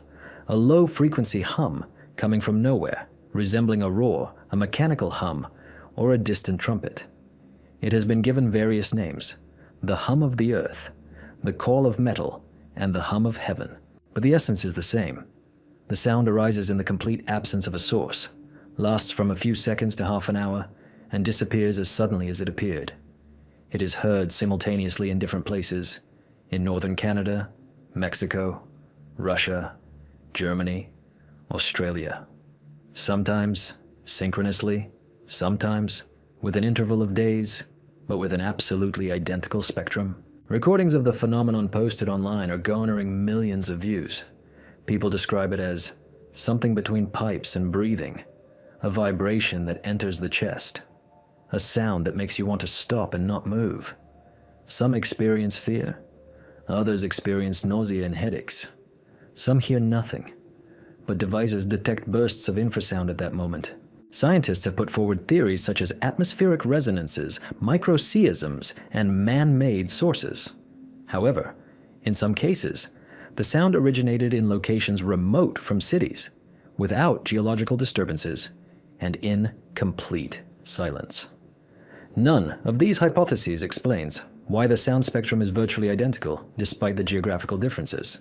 One day in Canada, a group of specialists attempted to point highly sensitive microphones toward a sound source. But the instruments recorded not the direction, but the entire space. It was as if the sound wasn't emitted, but originated within the perception. Analysis of the recordings showed that the structure of the hum is not random. It contains a modulation with a specific rhythm, similar to the frequency of alpha brainwaves in a state of anxiety. In some cases, animals left the area before the sound appeared, birds fell silent, and pressure surges were recorded in the atmosphere. In others, the sound occurred in complete isolation, inside houses, as if it wasn't coming from outside, but rather turned on inside. One woman in Finland claimed to hear the sound right in her pillow, only there and nowhere else. There have been cases where the hum has been accompanied by electrical failures, GPS shutdowns, and even demagnetization of compasses. These phenomena have been recorded but not explained. Infrasound wave, inconsistent, tectonic activity, no epicenters. Secret projects, too global, too chaotic. Some theorists believe that the noise of the earth is the voice of the planet itself, not metaphorically, literally. That vibrations exist within the core that become audible under certain conditions. Others believe it is an attempt at communication, either with us or between other structures outside the human circuit. There's a third theory, the most disturbing one, that it's not a sound, but an activation, that at this moment the world becomes accessible to something on the other side, and that the sound isn't a sign of a malfunction, but a signal that the door is open. And then the noise of the earth is not a natural phenomenon. It is the whisper of a system we mistakenly thought was silent, too quiet to speak, and too distant to listen, until it decided to begin. The mystery of the Mary King's Mirror in Edinburgh. Hidden beneath the stone streets and ornate arches of Edinburgh's Old Town lies a subterranean level, the so-called Close Mary King's, that was once buried and forgotten. It was reopened to visitors in the late 20th century and converted into a museum. But among all the stories associated with this place, one frightens even the complex's employees. It's a mirror standing in the former living room, where, rumor has it, Mary King herself stayed. At first glance, it appears to be an ordinary rectangular mirror in an antique frame, but more than a dozen documented cases have been associated with it. Visitors have complained of nausea, disorientation, and a sudden feeling of fear. Some said they saw someone else in the reflection, not themselves. Not a ghost, not a shadowy figure, a clear image of a person looking straight into their eyes, but not mirroring their movements. Experiments conducted with thermal imaging and IR cameras revealed no anomalies. However, one of the researchers noted that the mirror did not fully reflect light, appearing to partially absorb it, especially at the edges. The inner layer of the amalgam was unusually dense, containing a substance uncharacteristic of glass of that era. Analysis revealed the presence of a thin metallic layer containing silver and bismuth compounds, an extremely rare combination not used in mirror production. History has it that the mirror had been in the house since the 17th century. In 1645, during the plague, the mistress of the house died in that very room, in front of the mirror. Local legends claim that she refused to leave the house to avoid infecting others and died in isolation. After her death, the mirror was covered and not removed for almost 100 years. When the mirror was returned to the exhibition, strange occurrences began immediately. In 1997, a French tourist left in panic, claiming to have seen his daughter standing behind him. The problem is, he arrived alone. Later, cameras captured him looking in the mirror, taking a step back, and falling. There's footage, but there's no one behind him. While cleaning the exhibits, the dungeon workers try to avoid looking at the reflection. One of the caretakers admitted that at a certain time of day, around 4:33 p.m., the mirror becomes cloudy, as if fogged up from the inside. But the temperature in the room remains constant. Some believe Mary King's mirror isn't an object, but a window, a point where two layers of time overlap. And what appears in it aren't spirits, but alternative observers. Those on the other side are trying to understand who we are, what we look like, and when we're vulnerable. And then the question isn't what you see in the reflection, but when the reflection stops being you and becomes someone who has been watching for too long, and one day it will want to look outside. Not through the glass anymore, but straight ahead, through you. The Devil's Library Codex Gigas. The Royal Library of Sweden houses one of the most mysterious manuscripts in history, the Codex Gigas, or Giant Book. This is the largest medieval book in the world, almost a meter tall and weighing over 70 kilograms.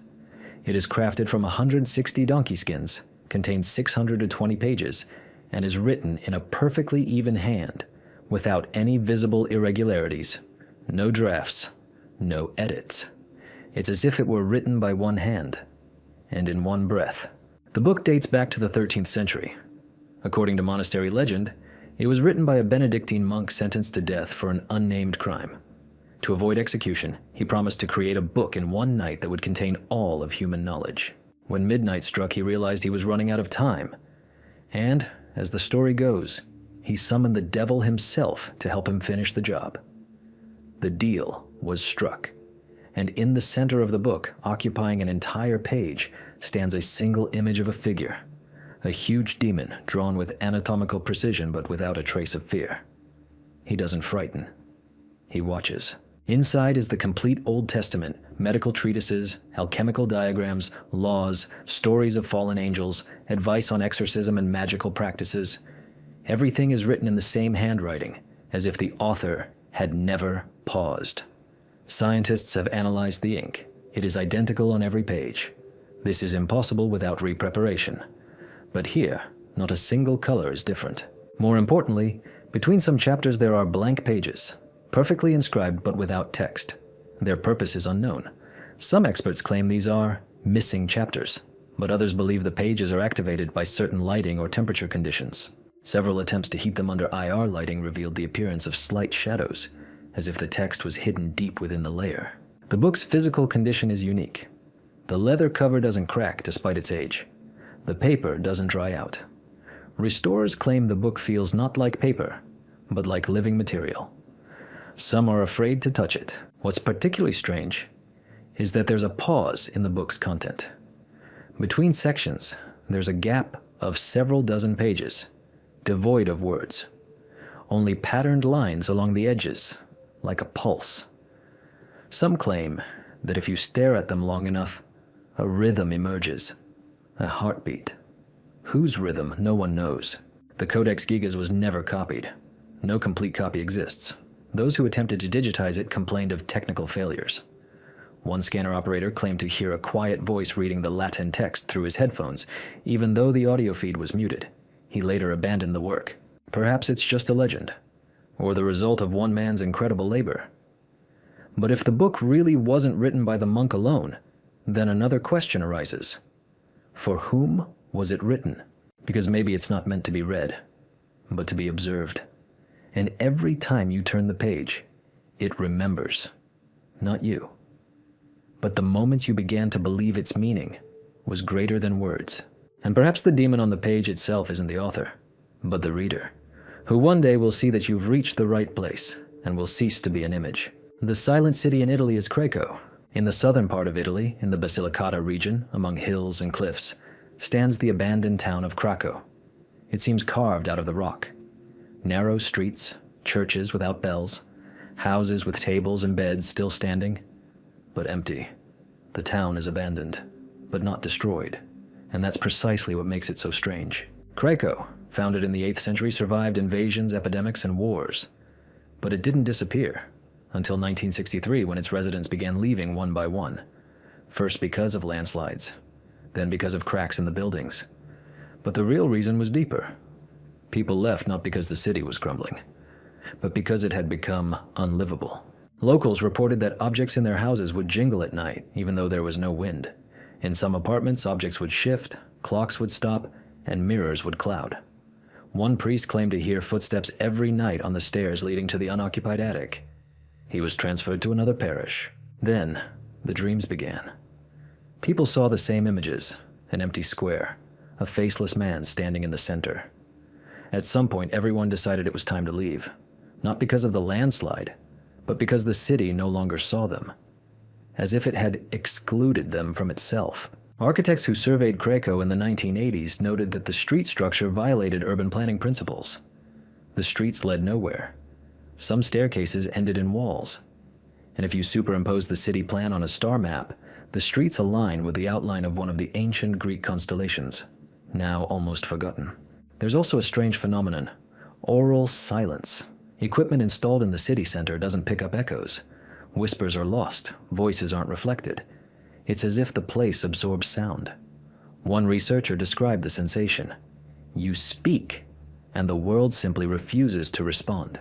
Craco has become a filming location, but camera operators complain that equipment malfunctions in the city center. Cameras cut out, and microphones produce background noise. One director refused to continue filming after a recording captured a female voice speaking in Latin in one of the rooms, even though no one else was in the scene.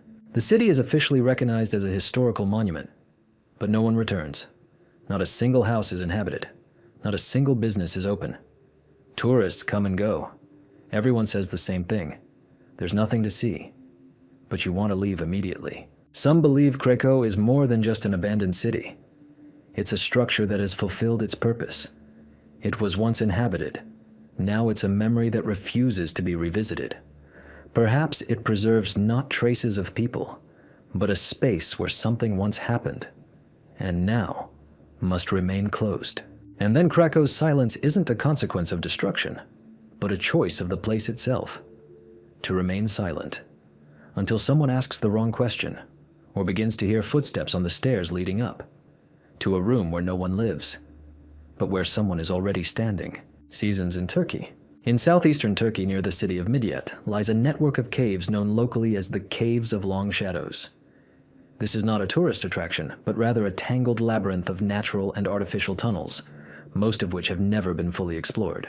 The first mentions of them date back to the pre-Assyrian period, but most archaeologists believe that the caves are much older than official dates suggest. Light here doesn't behave as usual. Even with lanterns or spotlights, shadows from objects lengthen and shift, as if obeying a different geometry than the light source. People who have descended inside have described how a shadow might appear in front of a person rather than behind them. Sometimes shadows don't match the shape of an object. One archaeologist exploring the entrance hall noticed that his own shadow was reflected off the wall as a different silhouette, shorter and with outstretched arms. Some tunnels lead to dead ends, others loop, returning the traveler to the same place but with differences. The stones are shifted, the patterns on the walls are changed, the same passage can lead to different sections. Inside, symbols resembling cuneiform but unidentifiable are carved into the walls. One recurring image is of a faceless man standing in an archway. In some corridors, the echo does not return. It is absorbed, it vanishes. In 1992, a group of speleologists conducted a 5-day expedition. One of the participants, a physicist from Ankara, recorded a decrease in air density, although the pressure remained unchanged. His report included the phrase, "It's not the absence of sound, it's the deafness of space." Some surveillance cameras recorded movement in the empty halls, as if someone were passing through the frame. Thermal imagers showed flashes of heat in the shape of a human body, but in areas off limits. One time, a heat silhouette appeared directly behind one researcher and disappeared when he turned around. No one else went down there unaccompanied. According to one hypothesis, the caves may be part of an ancient system created not for habitation, but for isolation. Perhaps they hid here from someone, or something, or perhaps something was sealed away. And the labyrinth's architecture was not for convenience, but to confuse the space itself, preventing anyone from reaching the center. Locals claim to hear dull thuds like footsteps coming from underground at night. One shepherd reported seeing a silhouette on the slope, casting a shadow but without a body. His dog ran away and never returned. And if the shadows in these caves move on their own, perhaps they're not about light, but about presence. And then you're not simply entering a cave. You're entering a place where your own form becomes a record. And everything you do is already written in shadows that don't duplicate. But remember, the real story of the bell ringer of Notre Dame. Almost everyone has heard of Hugo's novel about the hunchback Quasimodo, the bell ringer of Notre Dame Cathedral in Paris. But few know that 19th century archives contain evidence of a real bell ringer who lived in the cathedral's cellars. And this story is far darker than the literary image. In the second half of the 1830s, the plans of the architect Lassus, who was rebuilding the cathedral after the devastation of the Revolution, mention an unknown individual living on the building's premises. He was not on the staff and did not receive a salary, yet every evening and morning the bells rang with precision, even if no workers entered the belfry. The monks and workers called him by different names: the Silent One, Old Shadow, Stone Step. He didn't speak. He never showed himself in the light. But they saw him, his hunched figure, his long arms, his hood. Some claimed his face was unnaturally elongated, as if time had distorted his features. Others said he cast no shadow as he moved past the candles. One carpenter abandoned the cathedral after he heard breathing directly above him while climbing the spiral staircase at night, but saw no one. Another claimed to have found an inscription on the wall: "He is not a man, he is a memory." In 1842, a group of students from the Sorbonne, inspired by Hugo's novel, decided to spend the night in the cathedral. The next morning, they were found unconscious at the entrance. One of them, waking up, repeated, "He was looking at me, but he was behind me." None of them ever returned to studying architectural history. After this, access to the upper levels of the bell tower was avoided. Several years later, restorers discovered a mummified body in a niche between the walls, wrapped in cloth and containing scraps of parchment. Inside were not books, but stones into which Latin phrases had been scratched. The translation of one of them reads, "The voice is not a sound. The voice is repetition." The body was transferred to the archives. His name, if he had one, was never established. But the bells continued to ring, even when the bell ringers left the cathedral, even when the mechanism was switched off. Today, Notre Dame is a tourist destination, but some employees claim that on particularly quiet evenings they can hear someone climbing the stone stairs, slowly, with heavy steps. They say this is neither a memory nor a legend. It is someone who remains to keep the cathedral from falling silent, not because he is alive, but because he is sound. And then the question isn't whether the bell ringer was a real person. The question is that he rang the bell not for the city, but so that someone else would hear, not from outside, but from inside the wall. In cases of spontaneous human combustion is one of the most frightening and difficult to explain phenomena.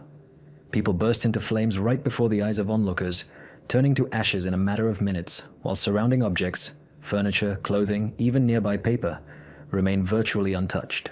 There are no traces of flammable substances on the body, and most importantly, there is no source of fire. Everything happens suddenly, without cause, and without a trace of arson.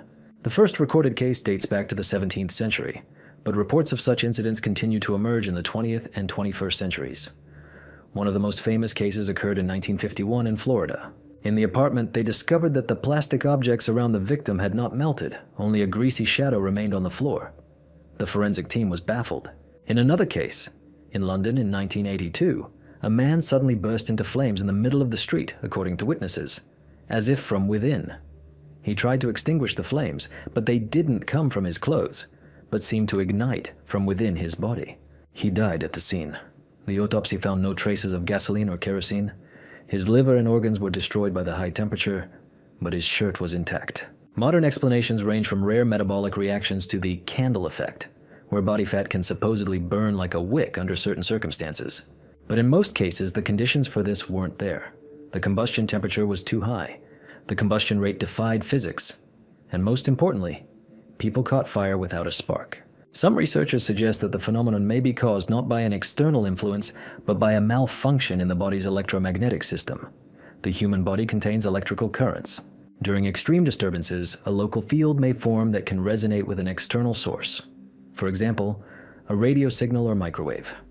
However, this theory remains speculative. There are reports that in some cases before spontaneous combustion, people complained of headaches, ringing in the ears, and a sharp drop in blood pressure. This could indicate a neurophysiological trigger, as if the body itself were initiating a self-destruct process.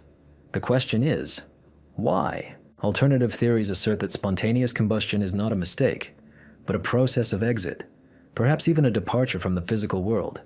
That flame is not destruction, but a form of transformation. Not death, but a transition. And if even one such story is true, then we're dealing not just with an inexplicable death, but with the moment when a person becomes a flame, not metaphorically, but literally. When life doesn't end, but flares up. And in this flare-up lies not pain, but a return. Some mysteries are being solved, others are lost forever. But there are those who continue to live alongside us, like a parallel fabric folded beneath our very steps. We sense them, in a strange shadow on the wall, in a sudden silence behind us, in a sound that seems to have been heard only in our heads. These are not coincidences. These are not myths. This is something that has not disappeared. It just no longer speaks out loud. 72 stories, from different countries, eras, cultures, unrelated, and yet too similar to be random. Some erased, some cut out, some left, waiting for someone to start listening differently, not with their eyes, not with instruments, but with an attention that recognizes not the meaning, but the silence between the words. Because the real mystery isn't what happened. It's why we continue to feel like it's not over yet.